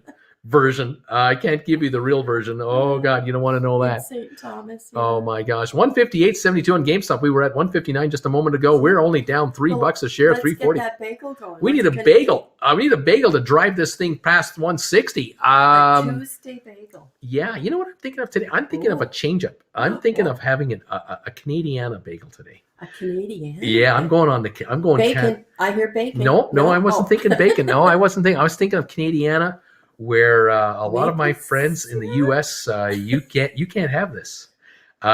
Theoretically, you can have it, but you can't have it. Cheese whiz. Cheese whiz. I'm On a thinking bagel for thinking breakfast. butter first, Butter, and then cheese whiz on butter top of that. and cheese Oh whiz. yeah. The butter okay. first, Okay. and a cheese whiz on a but it's Canadian More version cheese cheese whiz. whiz than you would have jelly. Oh yeah. Oh, Okay. lathered. We want some Yeah. waves. Oh, we want some. Yeah. Okay. Yeah. Okay. Well toasted, buttered, and cheese whiz today on a bagel. This is Canadian, baby. This is all a Canadian way. This kind of stuff, this cheese whiz, this cheese food, this is what helps keeps your joints stuck together. You got like loose joints. You eat this stuff and it tightens you up because it seizes up everything. Was something happening here? This is from Barry. Oh, got a buddy of mine.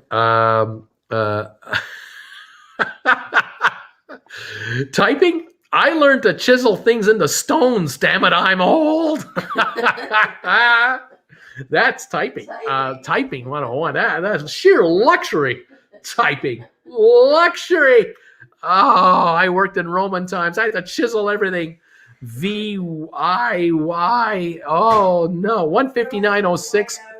159.06 on GameStop. We're going higher. We're down 314 a share right now. Volume on GameStop today, 1.46 million shares, still dead in the water on volume. AMC 934, recovered from 905 on 13.3 million. It's trying to hang on to a gain.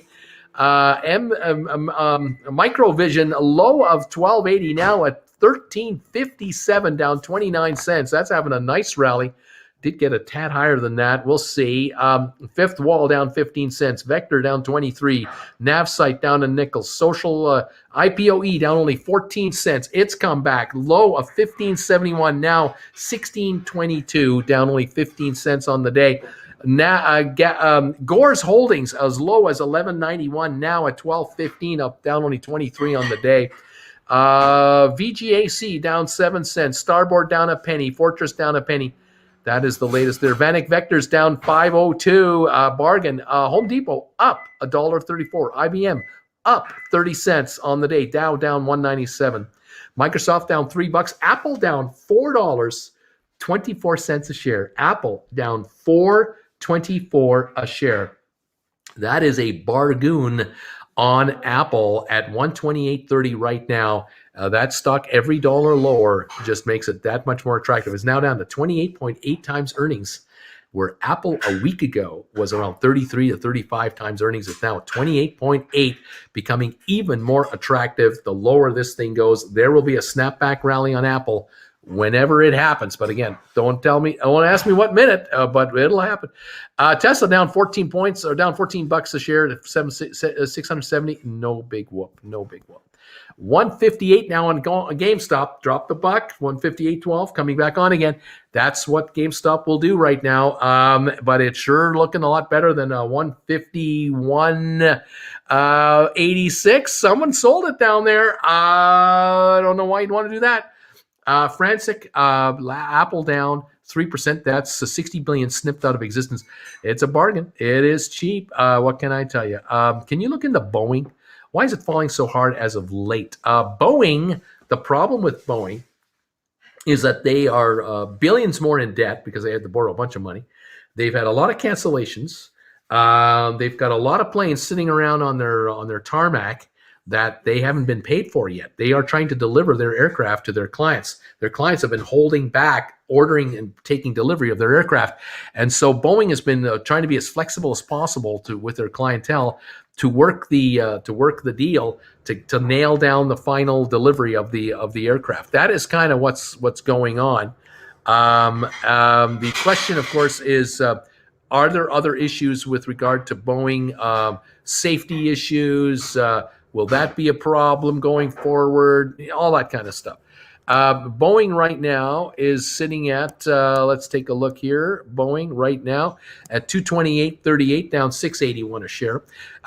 They're not earning a profit at the moment officially because of all the write-offs that they've done, all the forced write-offs.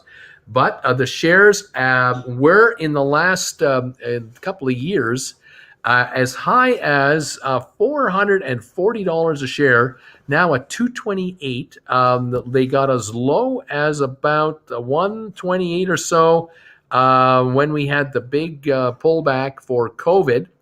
And right now, they've had a good few months. I mean, back in September, before the year end, they were at 164, got down to 150, 148. Then around December, they got to 237. Then back in January, end of January, 194.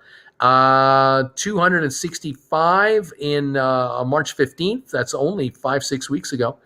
And here we are now at 228. So they have been jumping around. It's a kind of stock that you can put into a 401k and wait on if you want to give it some time. If you're prepared to wait up to 5 years, if you need to, I think you'll do very well on Boeing. But you might do well in a year. You might do well in 6 months, but it might take 2 years or 2.5. I don't know. They're not going under, nothing like that. It's just a question of, between their military work and other work and the domestic airline work, how they're going to do. The bottom line is every day that goes by, jets get older. That's undeniable, undisputable. Fleets of jets are aging, whether they're flying or not, they're aging. And new jets need to be replaced olds need to be replaced with new. So there you go.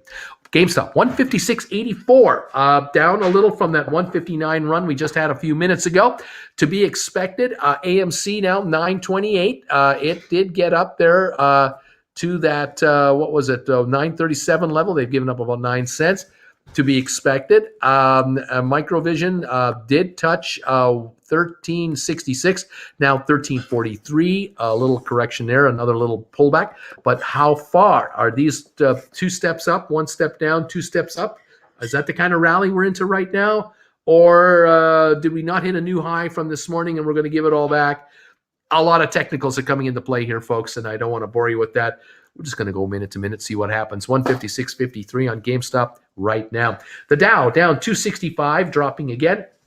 S&P down 45 points. NASDAQ down 280 points. And the NASDAQ is down 2%, but the Dow is only down 0.75%. Here we go. We got Cheese Whiz, cheese spread food on the bagel with butter. This is how this happens in Canada. You eat this stuff so that your joints don't fall apart. It's not good for your joints. It just helps them stick. It's kind of like Bondo. It kind of keeps you together. It's one of these Canadiana kind of foods that tastes all right, but it's just cheese food from Kraft, and it's different than the Cheese Whiz you can buy in America. It's different. Do not buy Cheese Whiz in America and do this. You're going to be disappointed. You might be better off taking a slice of real cheddar cheese, which is always another option, and putting it on a 1/2 of a bagel here, 1/2 of a bagel there, and then melting it in the microwave and enjoying a real slice of cheddar on top of a bagel. But I just had a hankering this morning from some good old cheap cheese, cheese food from Kraft. Good old Kraft Cheese Whiz. That's what it is. $157 on GameStop. Okay. Where are we going? The Bill and Melinda Gates Foundation to remain intact. Well, duh. Sorry. Oh, duh. Jen is not impressed with that headline. That's a duh reaction from Jen. I'm sure someone somewhere cares. Someone somewhere cares. 157.82. 158. Go GameStop. Woohoo!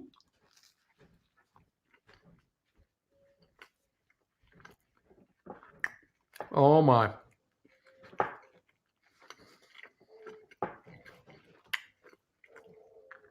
Thank you, everybody. 879 thumbs ups. Thank you so much today.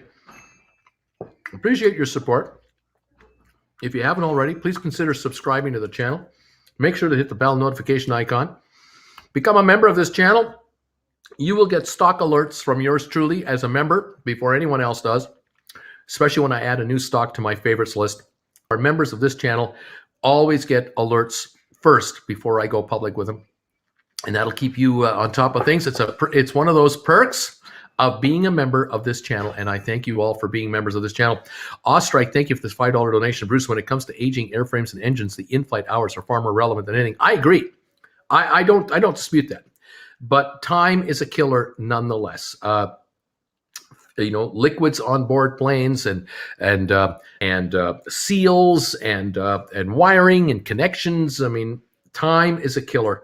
It just is. And as each day and as each week goes by, the aircraft that are flying, the aircraft that are parked, they become parts. They become used for parts eventually, the older they get, and they have to be replaced. It's just an unmistakable business thing of the airline business. You've got to refresh your fleets from time to time. 158.58. We're up $1.58 on GameStop.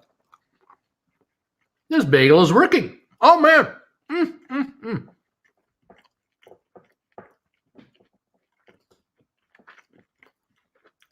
IPOE, pick it up. 16.15.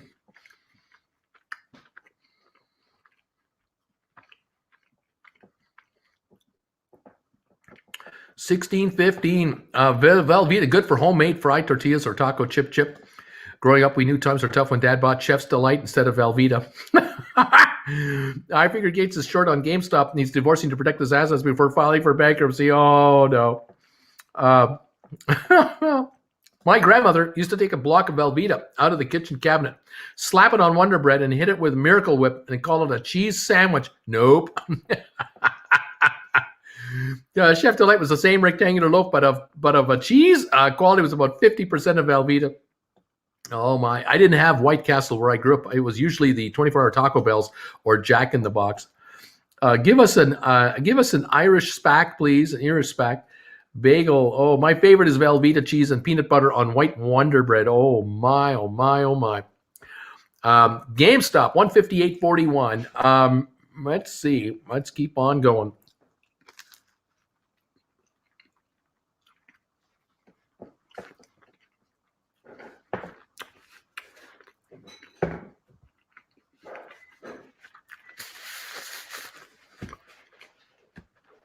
Got a story for you from 1962, 63. I was about 8 years old, 7 or 8 years old. And my father was a traveling salesman for a music company, selling musical instruments for the province of Ontario. That's bigger than the state of Texas. And he traveled a good chunk of that province. Wherever there was mankind, he went to it. And he would eat. He'd eat on the road. I mean, he would leave the house with some sandwiches that my mom would make him, and he'd have a day or two of food leaving the house. But after a while, you got to eat on the road because he would be gone for a whole week, especially to these Northern Ontario runs that he would take from Toronto, Ontario, all the way up to Kenora, Ontario. That's just short of Winnipeg. Unbelievable. Anyway, he would stop at these diners, and he would have a breakfast, and then he'd have a dinner. And he would eat food that he'd never had before because being from Europe, these early days being on the road, he would eat food he'd never had before. And 158.96 on GameStop. We're about to hit 159 again. And he came home from one trip and showed us a couple of meals. He made a couple of meals for us, for mom and the kids that we'd never had before. And he said, this is the kind of food that I sometimes eat on the road. And it's kind of tasty, and I thought I would make it for us. So we were kind of curious.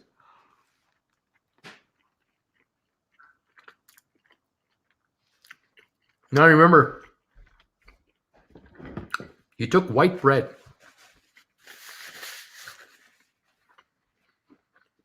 We were watching with great interest, and he was kind of giving us a play-by-play of what he was doing. And he took the big slab of the big block of Velveeta cheese. You remember the Velveeta? Yeah. We had it in Canada too. And he had the cheese cutter or a big knife. He would cut like a 1/8 or 3/8 or 1/4 inch slab of cheese. He cut 4 of those because there were 4 of us. He took two pieces of white bread, and he would butter the outside. He buttered the bread on the one side. Put the Velveeta on the other piece of bread, then put the buttered bread on top with the butter on top. Then he put it in the frying pan. And we're watching with great interest, watching the butter melt and everything. And then he would butter the top of the bread while it was in the pan. He'd have to make sure the butter was soft. He's buttering the top of the other slice. And as soon as that the bottom slice stopped bubbling up so much with the fry, he'd turn it over, and he would fry the other side. And we were watching this with incredible interest and noticing how golden brown the first layer was. And we then noticed that the cheese was melting on the inside. You could just smell this. The house would just start to smell with this melted cheese sandwich. And he would then take the bread out. He would have the next 2 slices ready to go. He'd pop them into the pan when he got the first one out, and he would cut it into quarters.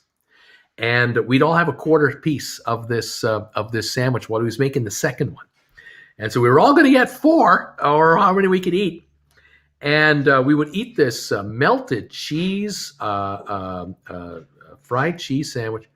Oh my gosh, I'd never had anything like that in my lifetime, and I'd spent 3 years in Germany already, and it was delicious. And I remember years going forward, in forward years, my parents would have like my mother would make like a cream of broccoli soup, homemade, and then she would do the cheese sandwiches, the melted cheese sandwich as well as a side. Oh, delicious, or what? Now we figured out how Canadians survived winter. Oh my God. They knew what they were doing. Oh.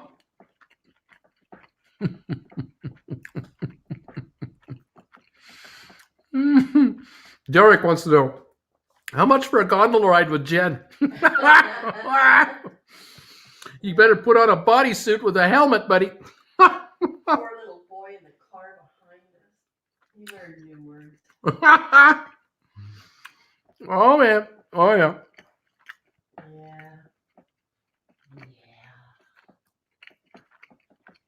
Yeah.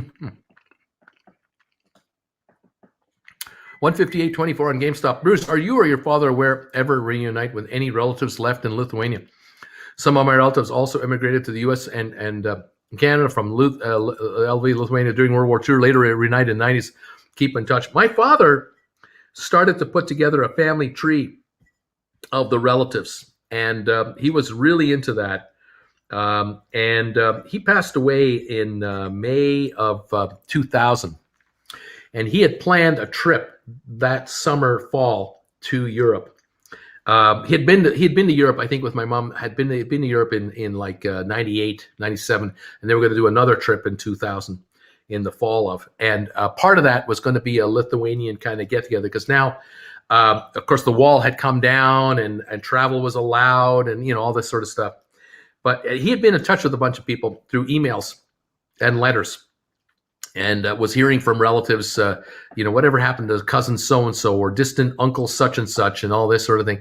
And he was really into that when he passed, he had a quite a detailed family history. And then other relatives in Europe that he was sharing this with kept going with that. They kept doing that. But for me, I've only met a small handful of the relatives from overseas. Very, very, very, very few.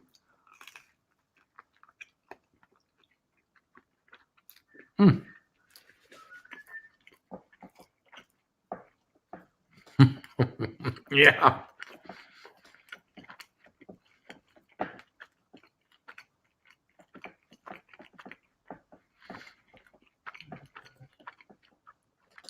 John, he's asking, we're at 157.85 now on GameStop.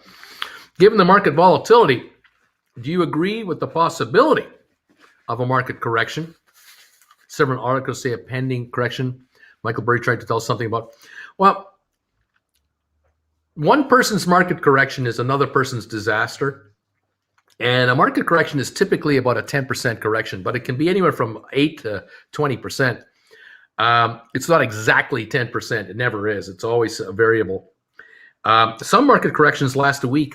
You get a dip and then an immediate bounce back. Other market corrections last a month. Some last 6 months. The markets will tell you. The market here that we're in is so liquid with so much cash. The economy is so liquid right now with so much cash and so much support from central bankers that we're likely going to have, our biggest issue is likely going to be some inflationary issues due to supply demand problems and an over demand for available merchandise. But this is a temporary thing. I see prices like car rentals will be high now, but will crash later. Maybe in 3 months, 6 months, 9 months, a year from now, car rental prices will drop dramatically because car rental firms will be oversupplied with cars. Once we kind of get back to an equilibrium of travel again, car rental companies will be at each other's throats for your business. And there'll be all kinds of offers. Hotels might be able to charge more now for the first 3 or 4 months of restart of travel, but then it'll crash out again. Cruise lines might be able to get higher prices for cruises. Eventually they won't.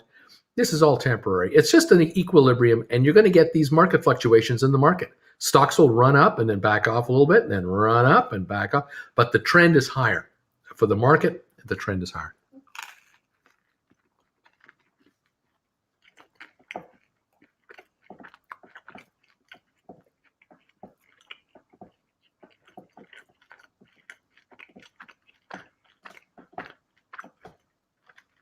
I get this question all the time, and I address it once in a while. If you take a look at any SPAC company that has gone public, and then they announce a merger, you take a look at either the press releases for these mergers. You'll find that of the 500 SPACs or 700, however many have been created now, you will find 1 or 5 or 15 different notifications in their press release info. Because when you do a search on Google for like VGAC, you do it like a news or press releases or anything like that, you will find press releases made by law firms like this one here that you're seeing. And the press releases are all identical. They're all something like the law firm of blah, blah, blah is announcing that they're doing an investigation into the merger of company so-and-so and company so-and-so. They're not bringing a case against the companies. They're not suing them. There's no class action lawsuit. They're doing an investigation. And all this is a an advertising campaign by the law firm.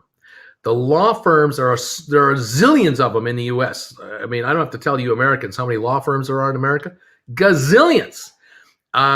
Desperate for business, desperate for exposure, desperate for anything.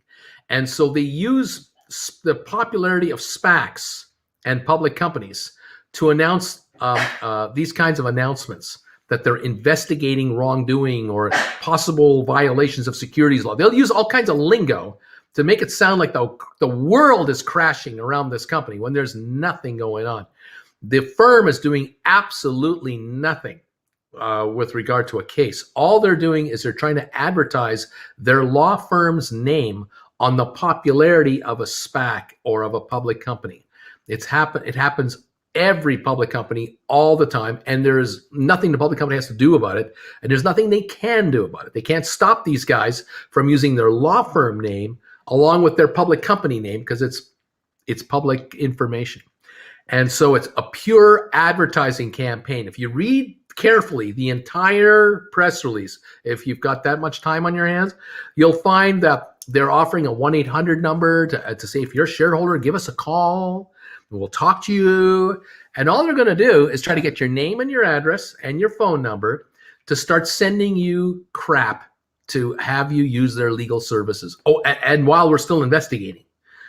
So they're going to try to hold you on to them and add you to their mailing list, their emailing list, their 1-800 robocall list to try to get you to become a client of their law firm. That's all they want. That's what they're after. They may never, ever launch any kind of a case against the public company. You may have sold the stock 6 months ago. You're still going to get pestered by these guys because once they got your name and address and your email address, you are going to be hit up again and again and again by these guys with all kinds of junk. And that's what it is. It's just an advertising campaign. I've mentioned this 1,000 times since January. It's nothing to worry about. It's all hooey. Don't get sucked in. You don't even bother contacting these guys. Don't bother. All right. Hey, what can I say? I don't know what that means. Let's move on.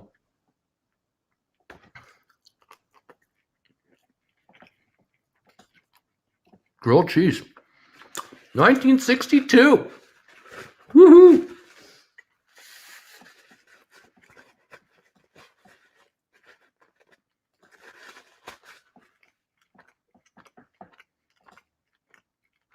Yeah. Or bacon. Fried bacon. Crispy fried bacon inside a grilled cheese sandwich. Yeah. Right on. Try with bacon, Bruce. There you go. I'm hungry now. Thanks, Uncle Bruce. Grilled cheese and tomato soup. There you go. Exactly. Can you talk about what's going on with VGAC a minute? I mean, anything. It's down 21 cents right now. Like everyone else, it's under pressure because the market is down today. Nothing personal. It's just business. The deal's going ahead. 23andMe will be the name.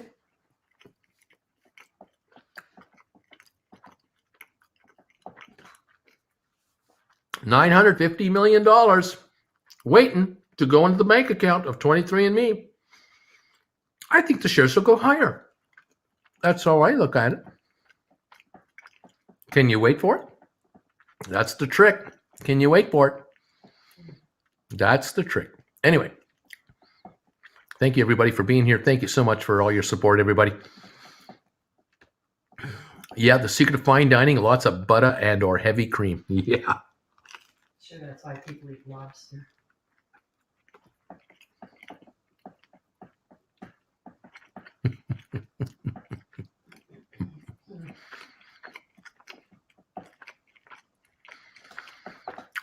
I pop in for the first time in 2 hours, and he's teaching me how to make a grilled cheese sandwich. I'm laughing.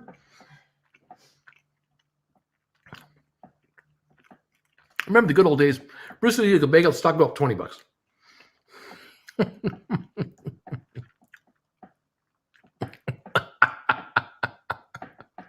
John Van, no. You take cheese. You cut a 1 by 1 inch cube. Take a 3-inch square of Mom's nylons, wrap it up then, and put a number 12 hook in it, and we'll catfish it. There you go. See? Oh, man. Tie a chicken drumstick on a string, dip it in the creek, catch crawdads. Oh, man. Oh, boy. Oh, man.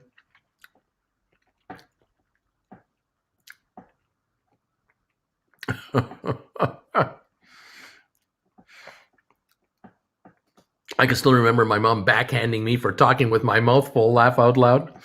Oh, that worked for two. Oh, man.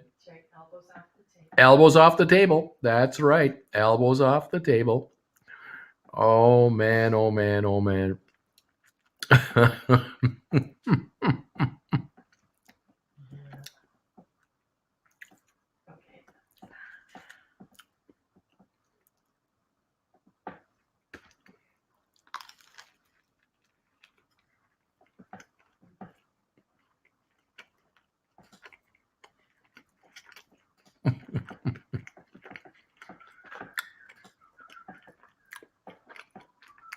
The better things in life. 158 on GameStop. I'm finishing my bagel. That's 158.16. Looks like it's going higher again.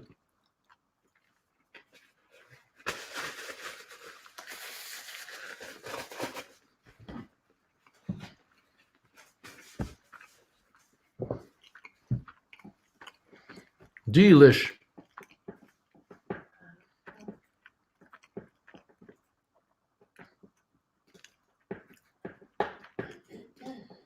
$981 thumbs ups. Thank you, everybody. 981. We're hitting 1,000 thumbs ups here in a minute. I appreciate that. We have a new emoji. The curling rock. We got the curling rock up now. Jen loves curling, so we got the curling rock going. And then we put up the other day the new zzz emoji. So hit the thumbs ups and use up those new emojis. We got the Uncle Bruce emojis here. If you're a member of this channel, you get to pop these up anytime you want on this show or any comment on any of my videos. Grape jelly emojis. Oh, man. We got the ketchup emojis here. Oh, we have fun. We've got all kinds of them. We got this consternation one. We got the rock on emoji right here. We got the ugh emoji right here. We got the I wonder about this one emoji. We got the oh yeah, hee hee. We got the thumbs ups emoji right there. All kinds of them, guys. Volcanoes, buzzers, like butter. Oh, we got it all. We have a good time here using the emojis all you want, everybody. Thank you for 1,000 thumbs up. They keep coming in. It's awesome. No cat, cat emojis. We got the knee emojis. That one we use will get the stock go up. We got the thumbs ups emojis. We've got the ape gorilla emojis. We got the cool dude with the shades emojis. We've got cheers emojis. Oh, we've got everything. Well, I want to rock emojis. We got that one. For whatever reason, that one is that one. That's kind of weird. Bagel time. Fantastic. Sticking the tongue out. We got the apes. Got the charts. Oh, look at all these emojis. It's endless how many we have. Diamond emojis and dollar sign emojis. They just keep on coming, everybody. Thank you so much for being here and hanging out with us. We really appreciate it. 1,000 thumbs up, 61 thumbs down. A lot of momentum for this channel. 157.98 on GameStop right now. And love it. Very, very interesting. Yeah, we're getting out, getting interesting developments there on the stocks. Thank you, all of you, for being here, hanging out with yours truly, watching these markets, going through every simple turn and twist in the plots. 157.98 right now. Unbelievable. Never ends. Thank you, all of you, on popping up all those emojis. There you go. Isn't that awesome? It's beautiful. You gotta love it. Yeah, we're having fun here. We're having fun. Is there a more cowbell emoji or that was easy emoji? We got to get those up. Cowbell and that was easy. That's a good idea. I often get some of my best alerts regarding good old Reddit due diligence. Someone posting a link there to the Stockwits GameStop Twitter tweet. We're at 1,000 thumbs up. Yes, we are. The rock emoji. The rock. The curling rock emoji. That's right. The rock. That's exactly right. Jen loves curling, and so we're on it. It's happening. I just don't get to see it. Well, there you go. Cesar, Bruce, for the paid members, can you wait a week or so before you tell the non-subscribers that there's advantage of being a paid member? Thank you for your knowledge, sir. Again, I try to give advantages to the members as a reward for being a member of this channel. I might come up with some stock news that late in the day. I'll pop that up. You'll have advantage to that for sometimes 24, 48 hours, depending on what day of the week it is or on the weekend.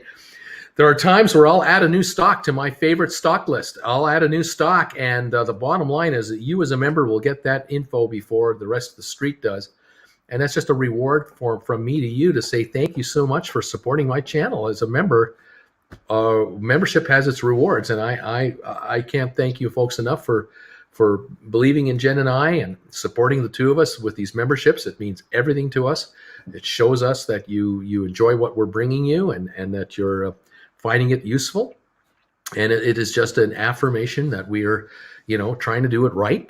We're not perfect, but we do the best we can. And the fact that you're becoming members just takes the heat off for us to not worry about just giving you clickbait type nonsense. I just don't want to do that. I don't want to play these games where I'm trying to out sensationalize somebody else. I just want to give you the facts as I see them, as I read them, as I feel them, and share with you my 40 years of experience. That I have, and Jen has her experiences, and we welcome female members with open arms. We're so pleased that we've had a whole bunch of women join this channel as well, because this is a friendly place for all to be here. Nathan, thank you for becoming a member. This is awesome, man. Another one, we love the fact that when you become a member, a whole bunch of people start welcoming the new members in right away. It's a welcoming community here.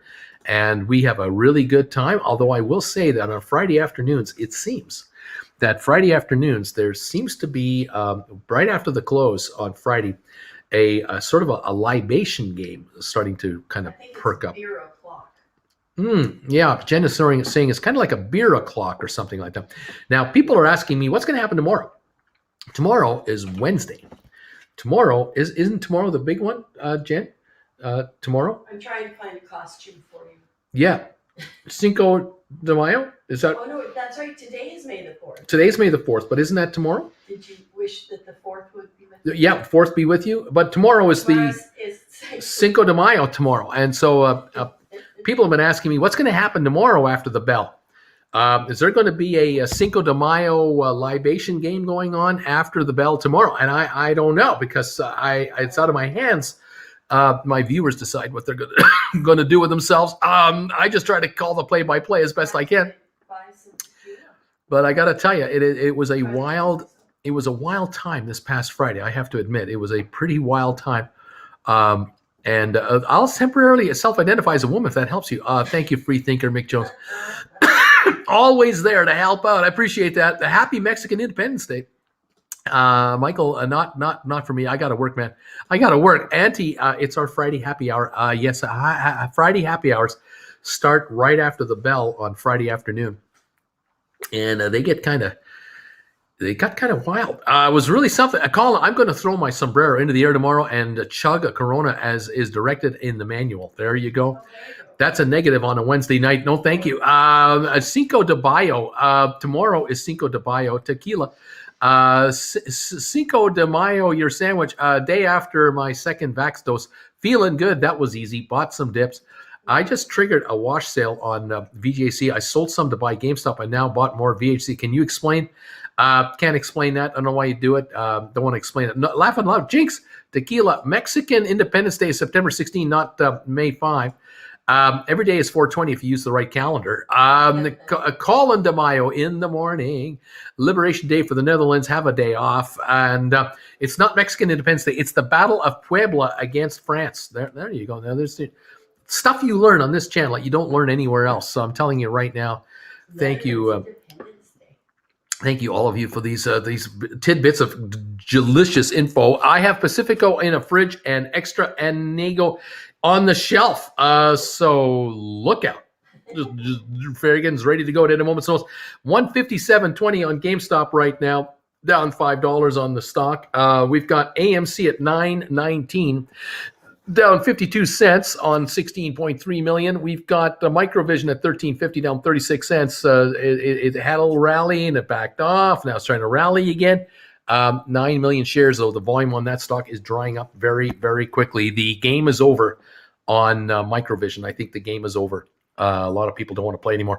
I like how Jen had to keep the old man Bruce straight, all of the vernacular about May 4th. Keep him in line, Jen, so he can keep up with all the whippersnappers. There you go. That's what she's all about. I was testing you guys, says Oppo Chit. Battle of Puebla Cinco de Mayo, Spanish 5th of May, also called Anniversary of the Battle of Puebla, holiday celebrated in parts of Mexico and in the United States. Oscar Voss tats in honor of the military victory in 1862 over the French forces of Napoleon III. My wife Jen's birthday is Cinco de Mayo. Now we call it Cinco de Geno. There you go, Cinco de Geno. Google it, says Oscar. Cinco de Mayo is totally a U.S. holiday and is basically a nothing burger in Mexico except for the touristy places. Isn't that interesting? Jonathan and Stephanie, this is the May. This is the May. Sitting Bull. Wash sale, as I understand it, means you bought and sold a stock within the 30-day period, and in soon doing so, you lose any tax loss benefits you might have gotten, capital loss versus gains. That's what that means. Auntie, do you have to sell at a loss, though? Mark, Sitting Bull, thanks. So nothing to worry about. There you go. Nothing to worry about. 156.78 down 541 on GameStop, 919 on AMC. The Dow is down 271 near the low of the day. We've got S&P down 51. We've got NASDAQ down 324. That's what we're showing right now. We're looking right now at the S&P is near the low of the day. We've got NASDAQ at the low of the day here. That's what we're showing right now. Not a lot to get excited about, but then again, we're off the lows of the day for the stocks we're following, especially GameStop is definitely off the low of the day. Nothing burgers like Boca Burgers. I still love them, though. Oscar's laughing. Auntie, Mark, only your taxes. Wally's LOL. LOLO. Okay. 157.18 on GameStop. IPOE down 18 cents. Was actually around.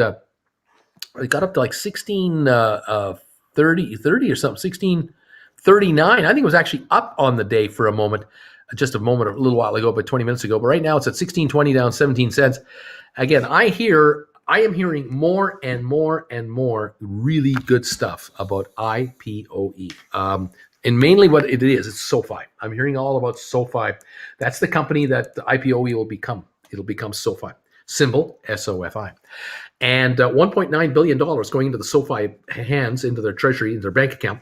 The moment the deal is solidified, a ton of money waiting in the wings to go into that deal. Tons. I think that the SOFI stock will be very heavily traded after the merger is completed. Very heavily, like 10, 20 million a day, lots of stock traded. And I don't think there'll be enough paper to go around in the first 6 months because most of the insiders of the IPOE and SOFI will be restricted from being able to trade any of their stock. And so a lot of employees will not even be able to take advantage of any price gains if there are any. So that the first 90 days, the first 180 days, the Wild West when it comes to IPOE or SOFI. And that's why I keep encouraging you to try to get some of this now while you have this 3-week or less window available to you. I don't know where the stock will be between now and 3 weeks from now. This morning, there was a 1571. That is a super steal compared to like 17 bucks the other day. So 1620, I think you got yourselves $4 to $12 upside just based on valuations. But I think that you might have a double here. You might have like a 32 to 35, 38, $40 price range on the completion and a few weeks thereafter, because the amount of press that SOFI is going to garner is going to be unbelievable. It is just huge. There are millions of members now of SOFI. You may already notice on television, there are ads. SOFI is advertising their online banking services now, have been.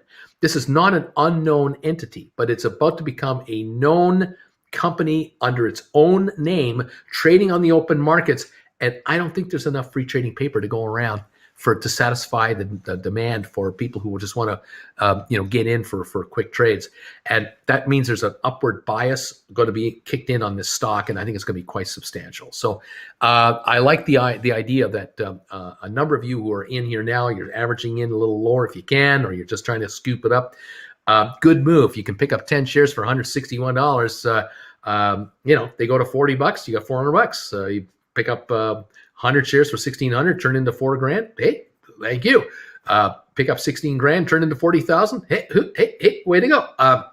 Pick up 161,000, turns into 400,000. Whoa! So, upside or more. And there have been whisper rumors already. And this is the thing about this stock.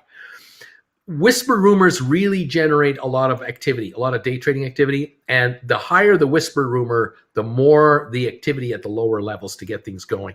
And there are already whisper rumors out there within a year. They're talking $400 a share on IPOE or SOFI. They're talking $400 a share based on the moves they're going to be making and announcing. That's the wild speculation, crazy talk. I just look at it at 16, 18 and go, guys, girls, you can scoop this stuff cheap down here. And in less than a month from now, I think you're going to be really happy. You're going to be up on it, I think, nicely. But how far it'll go in the first 90 days could be really entertaining. And I think you're going to love the entertainment, because if it starts trading in this 20-25 range and you're already in here at 16, 17 bucks, you're going to be happy as it is, because it's at 20-25. If it's going to 25-30, you're happier. The pressure is off, and it's not going back to 16 bucks. It's just not going to happen. So that's the IPOE talk that I'm getting more and more of from more and more different sources. And that's why I constantly remind you of this one. A lot of folks ask me, what's the first one?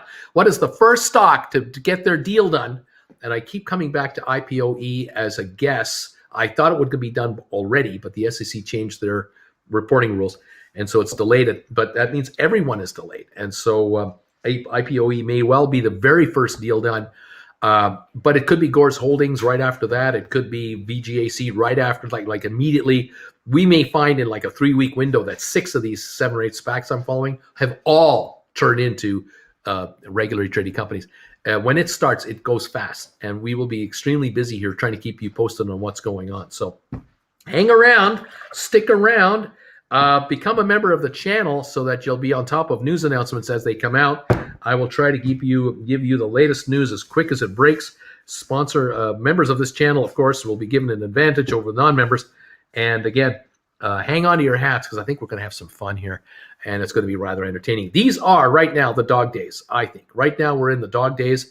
These are the quietest days that this channel will probably ever have, as we are just waiting out expected news that we're waiting for on GameStop and all the SPACs that I'm following. We have a lot coming up here.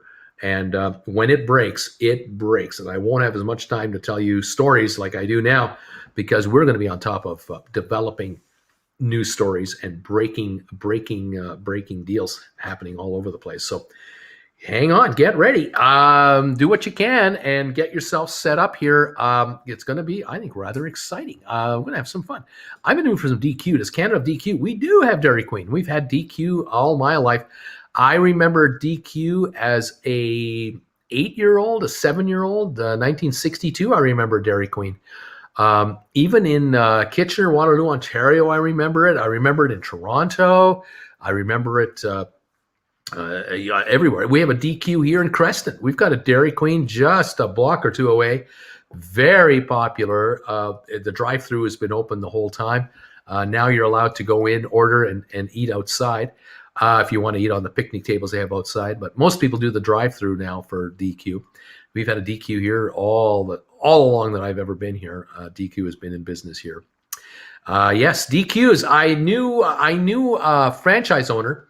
It was two guys, twin brothers, who were stockbrokers, and I knew these guys at a firm that I was with, and they had owned a Dairy Queen, and they bought it from their parents who owned it from like the 60s and 70s, and these guys ran it until about, I think they ran it for about 10, 12 years, and then they sold it. They sold the Dairy Queen franchise to another owner or whatever they ended up doing, and they cashed out. And the new owner took over and didn't do very well with it, didn't know how to run it, and within 3 years, it was gone. It was gone, and the franchise didn't exist anymore. I don't know if they moved it or whatever happened to them.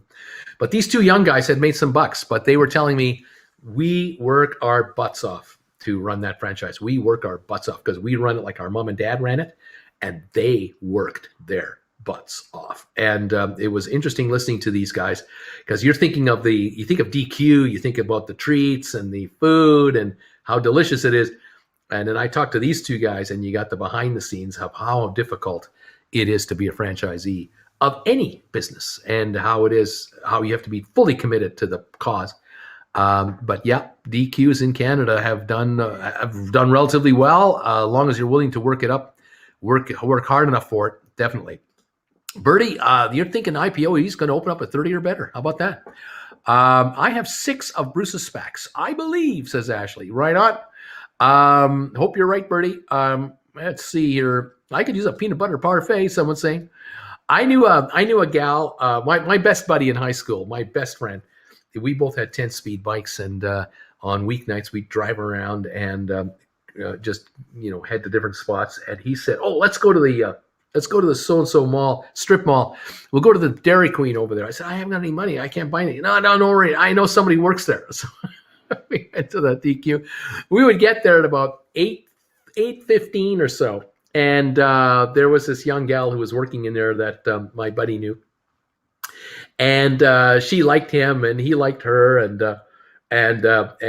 he says, "Are you able to give us any ice cream?" And she says, "Come back here at about 8:45, because we close at 9:00.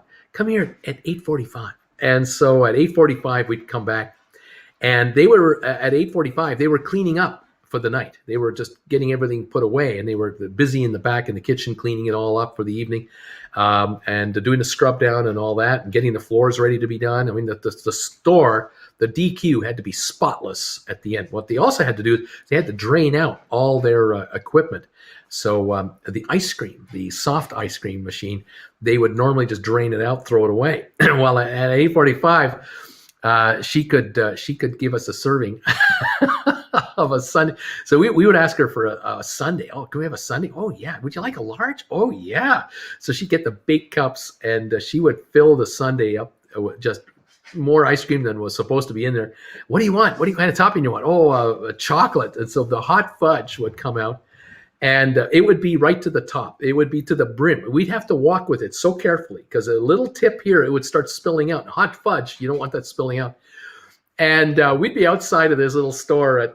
We'd be sitting there at 10 to 9, at 5 to 9. And the rest of the mall is shutting down, and there's no cars in the parking lot.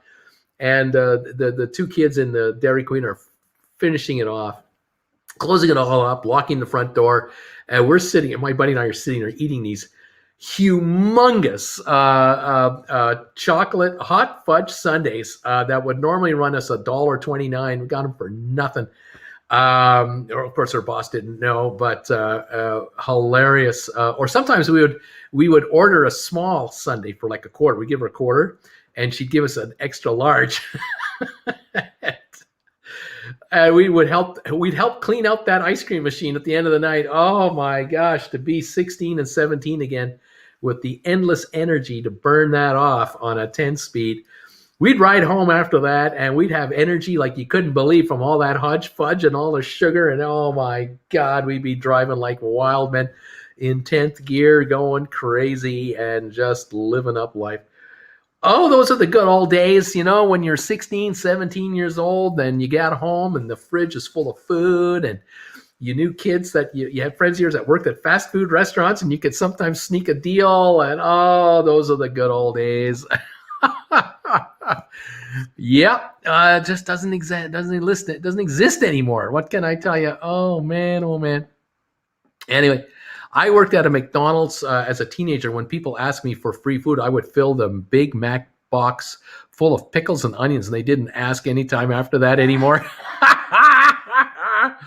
And I'd be walking and slurping. That's it. I'm calling it, Bruce. Bruce is immune to diabetes. Are you guys aware that what is that? Hill owns 10% of VGAC? Just asking. Citadel. Yeah, we know that. We know that's true. Phil, DQ and Subway are the only fast food places in my town of 1,500. I believe it. The gift of time. What parents do. Does DQ serve breakfast all day long like Mickey D's used to? I'm trying. I don't think so. I'm not sure if they do.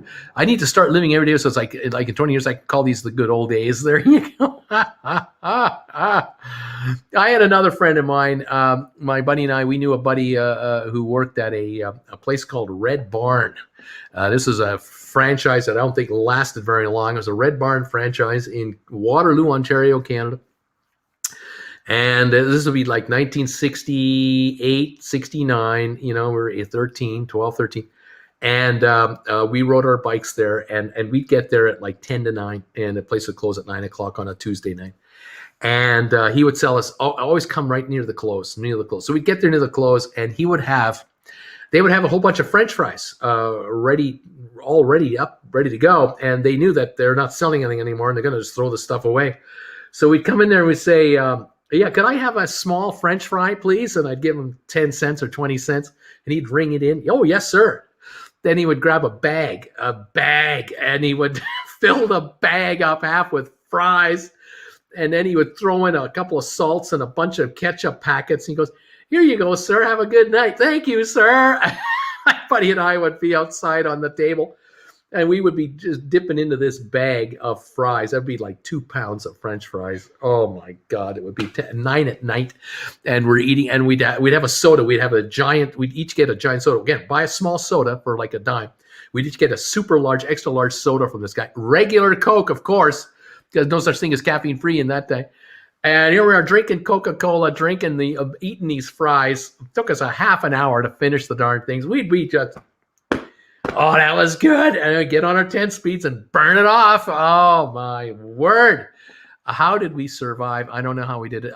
He was live on Facebook last night with Patty Smith talking about keeping the dinner. I don't know. What else going on here? All the money I wasted from 14 to 20. If only I knew then that Bruce, I'd be retired already. Let's see. Those pickles. Oh, those pickles. We had a burger chef, and Jeff, you got your burgers and were allowed to fix them up with as much free fixings at the buffet bar as you wanted. Oh, man. Bruce, this session is all about you receiving stolen food as a teenager. Discounted, heavily discounted. End of night, end of day discounts. Sitting, but we preserved the landfill by eating this stuff. That's what we did. We had Red Barns here for a while. It was good food, as I remember. I laugh a lot. 2 pence of French fries, 2 pounds of French fries at 9 p.m. This guy's invincible. Single burger chef. Wow, that's a throwback. Oh, 67, 68, 69. Oh my gosh, yeah. I mean, you could get a burger for a quarter, fully loaded. I mean, those are the days. But then, of course, you only made $1 an hour. What's the difference between ketchup and ketchup, Uncle Bruce? I don't know. One spelled different. Okay, fast food dips with Bruce. Oh, yes, the days. 157.25 on GameStop. Down 508. We were as low this morning as 151.86. And we've recovered to a point. We got back to about 158, 78, 159-ish. But we're now at 157.25. The volume on GameStop, 1.8 million, dead quiet. AMC at $9.18 a share, down 53 cents on 17.3 million. A lot of volume, but down 53 more cents. Still giving up ground. Had a little recovery, but it's giving it back again, unfortunately. Microvision down 49 cents to 13.37. And over here on the IPO front, IPOE down 23 cents to 16.14. Gore holding 37 cents. One thing on Gore holding, I'm also reading about Gore Holdings becoming Matterport, and reading more and more really good stuff about Matterport.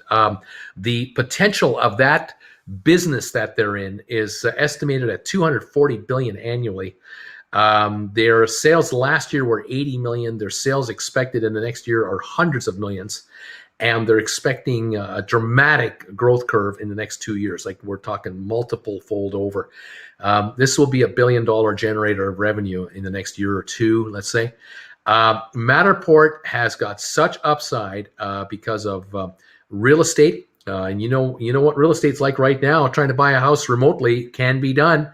Matterport goes a long way to helping a realtor sell a house with 3D imaging that they're using. Insurance coverage. You get a new house and you need it insured. You want all your possessions insured. You use Matterport.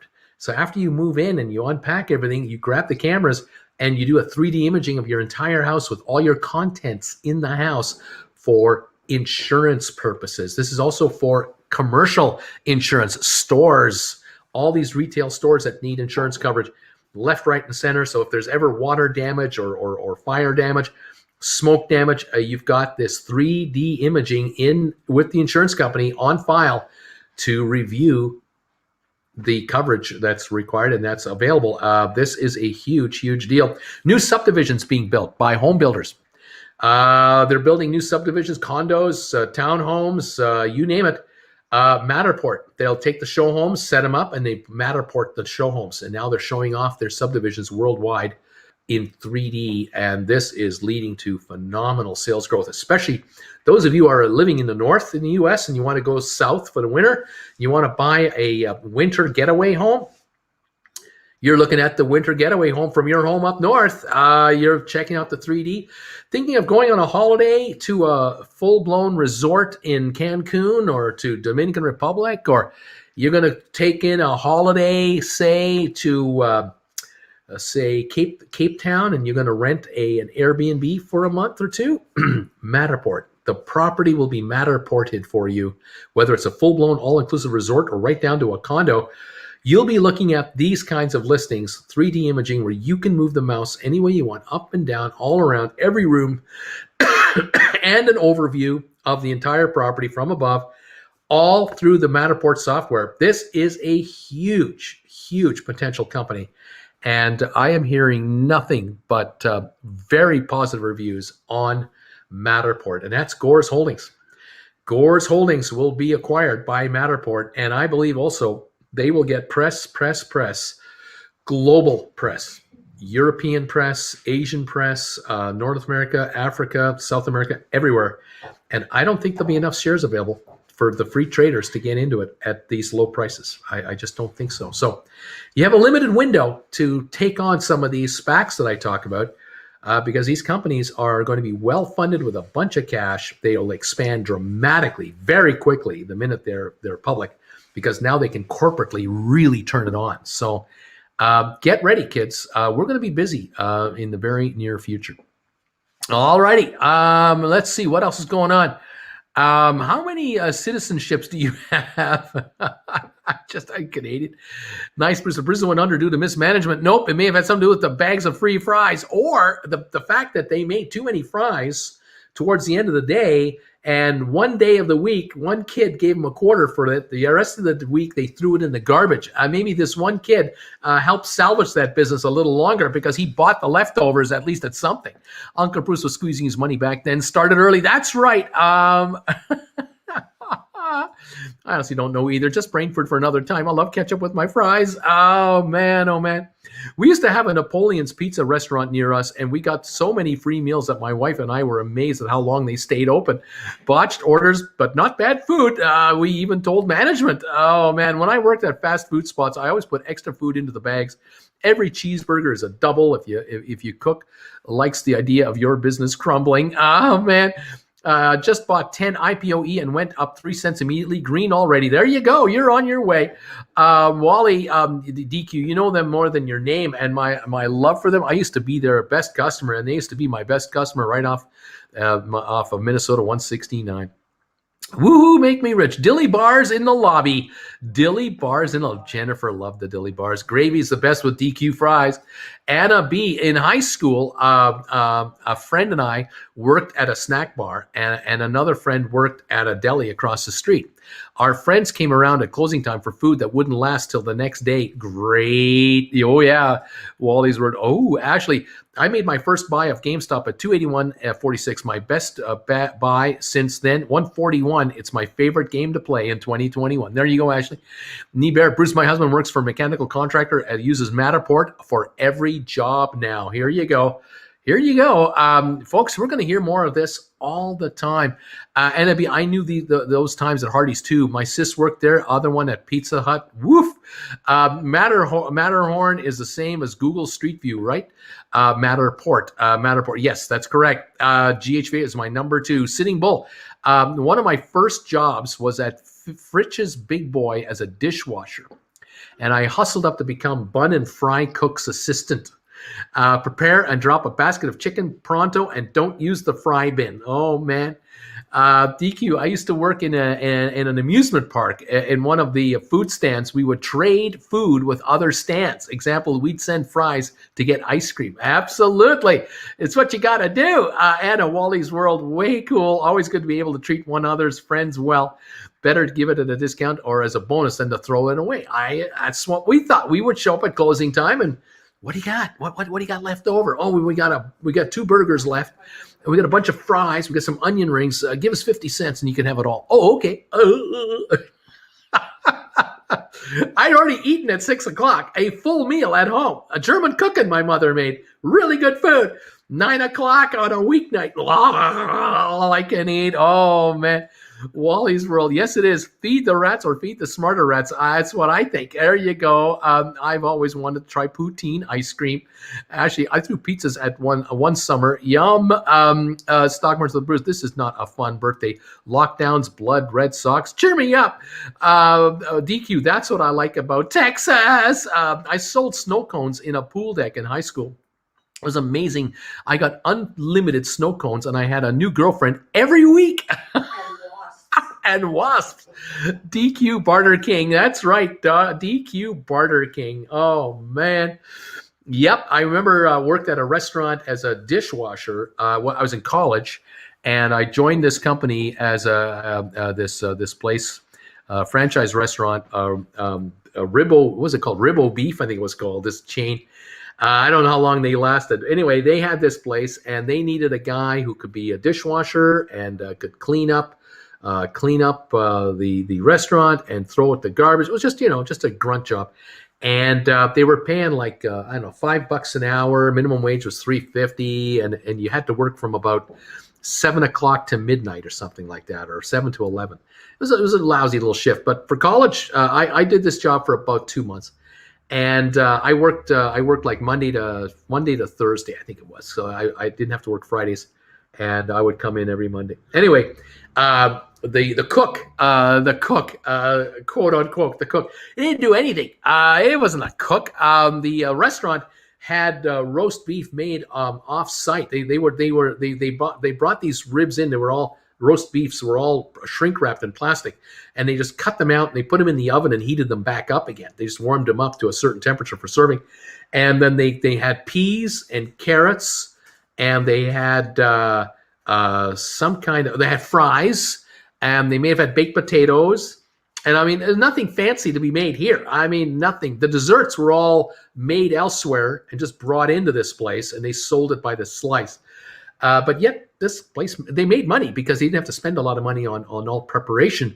They were just a reheating place. It was unbelievable. Anyway, I come in there, and after about a week or so, the chef and I, we got to know each other, and the kid was a good guy. And he would tell me the night before, he'd say on like Tuesday night, he'd say, tomorrow when you come in hungry tomorrow. Don't eat before you get here. Come in hungry. I'm gonna have food for you. You every day you work here, you're gonna eat. Oh, great. So I come in, and he'd have this crusty Italian bun he'd slice in half. And then he put some mayo on it, maybe, or some horseradish if I wanted, or mustard. Then he put some slabs of roast beef on there. He put on like a half a pound of roast beef. I mean, just grotesque amounts of roast beef. And then he'd give me a plate. And he'd say, just go over there to the stove. There's a pot there full of peas, pot full there of carrots, and I'll get you some fries. And I would have this plate of this bun, this beef bun, sirloin beef bun with carrots and peas and fries. And he just sit over there out of the sight of the manager. He's way the hell up there. He's not going to come back here. He never comes back here. It's just the back of the kitchen. He doesn't want to have anything to do with this place. Enjoy. And so I would eat for the first 10 minutes of my shift. I'd be eating this meal. Oh my God. Just unbelievable. Meat. I'm 20 years old eating this food. Oh man. It was better than the pay. It wasn't the greatest, not the greatest food of all time, but it was just fine because at home, at my rooming house, I had hot dogs and Campbell's chicken soup waiting for me, or I could have this. Yeah, it was all right. You always get to know the chef. You always get to know the cook. You're always friends of the cook. That is the secret to life in a restaurant. What will IPO new ticker be? It'll be SOFI, SOFI. That's what it'll be called, SOFI. I used to cook, and we threw out 55 trash bin of food every night. Unbelievable. I believe in SOFI. Something pumpkin. I don't know what that means. Thank you. You're welcome. Aaron, happy birthday. I'm so sorry it isn't a fun one for you. I'm glad you're here with us. Here's to this coming great year for you and all the best in the years ahead, Aaron. Aaron Milan Vega, happy birthday. Aaron, thank you. I like fries and turtles. Happy birthday, Aaron. Aaron, way to go. These are called reheating engineers. That's right. Thank you. Colin, I feel like you used to listen to Opie and Anthony. Anyone here just like the muffin tops, not the stumps? Thanks, everybody. Vega, you betcha. Take care. Colin, Wally's World. Pro tip, you can make all the muffin tops if you pour your muffin batter into cookie sheets instead of a muffin tin. How about that? You two, best wishes. They don't have houses. They don't have jobs, but they do need a top of muffin. Or why don't you just bring in some kitchen skins and lobster shells? Laugh out loud. My Jen just looked at me stupid again. Thanks. See, the waitresses always make friends with the cooks. That's right. They know what they're doing. They're not dumb, you know. Anyway, there you go. Our first 3 hours are done this morning, talking about the markets, talking about food, as we always do, and hanging in there. GameStop 155.20 right now, still down $7. It's backing off a little bit again. It hit a low of 151.86. We'll see how it goes this afternoon. I'll be back on the air at 3 o'clock Eastern time for the last hour of this market and the first hour of the aftermarket. We'll see how this market wants to behave or not behave. The Dow down 224, having a little bit of a rally right now from the low of the day. The S&P still down 50, NASDAQ down 348. The NASDAQ is down 2.5% today. That's the one taking the big hit. The S&P is down 1.1%. The Dow is only down 0.6%. It's 2/3 of a point. That's all it is. When I was a young boy in Bulgaria, we didn't have any games. Ashley, Aaron, Millen, Vega, happy birthday. Meta. I had a very positive experience when I consolidated loans with SOFI. Great UI and customer service. Glad to say I'm all paid off, but now I'm an investor in IPOE. Interesting. J. Ray Bruce just popped in to give you a thumbs up. Thank you so much. Ashley, had a fabulous afternoon, folks. Thank you. Wally, Derek Johnson, the servers are smart. Catch you later, Bruce says, Sharon. Thank you, Sharon. Thank you, everybody, for being here today. Let's catch up with us, each other today at 3 o'clock and see what we can do. We've had 1,100 thumbs ups. Thank you for those, everybody. Appreciate those a lot. And let's see what this market can give us this afternoon. Is there more in the fire, or are we going lower, or are we going higher? What do we want to do? We're looking at volume now on GameStop for the day of 2 million shares. That's all we've got for volume. Very, very quiet. CJ says, see you later. Drew, see you later, everybody. We love you, Brucey. Thank you, Free Thinker. Ciao, Uncle B and Auntie Jane. See you later, all. Thanks, Bruce, and everyone have a great day. Colin, ciao, all of you. All right, we'll see you at 3 o'clock today for more fun. Bye for now.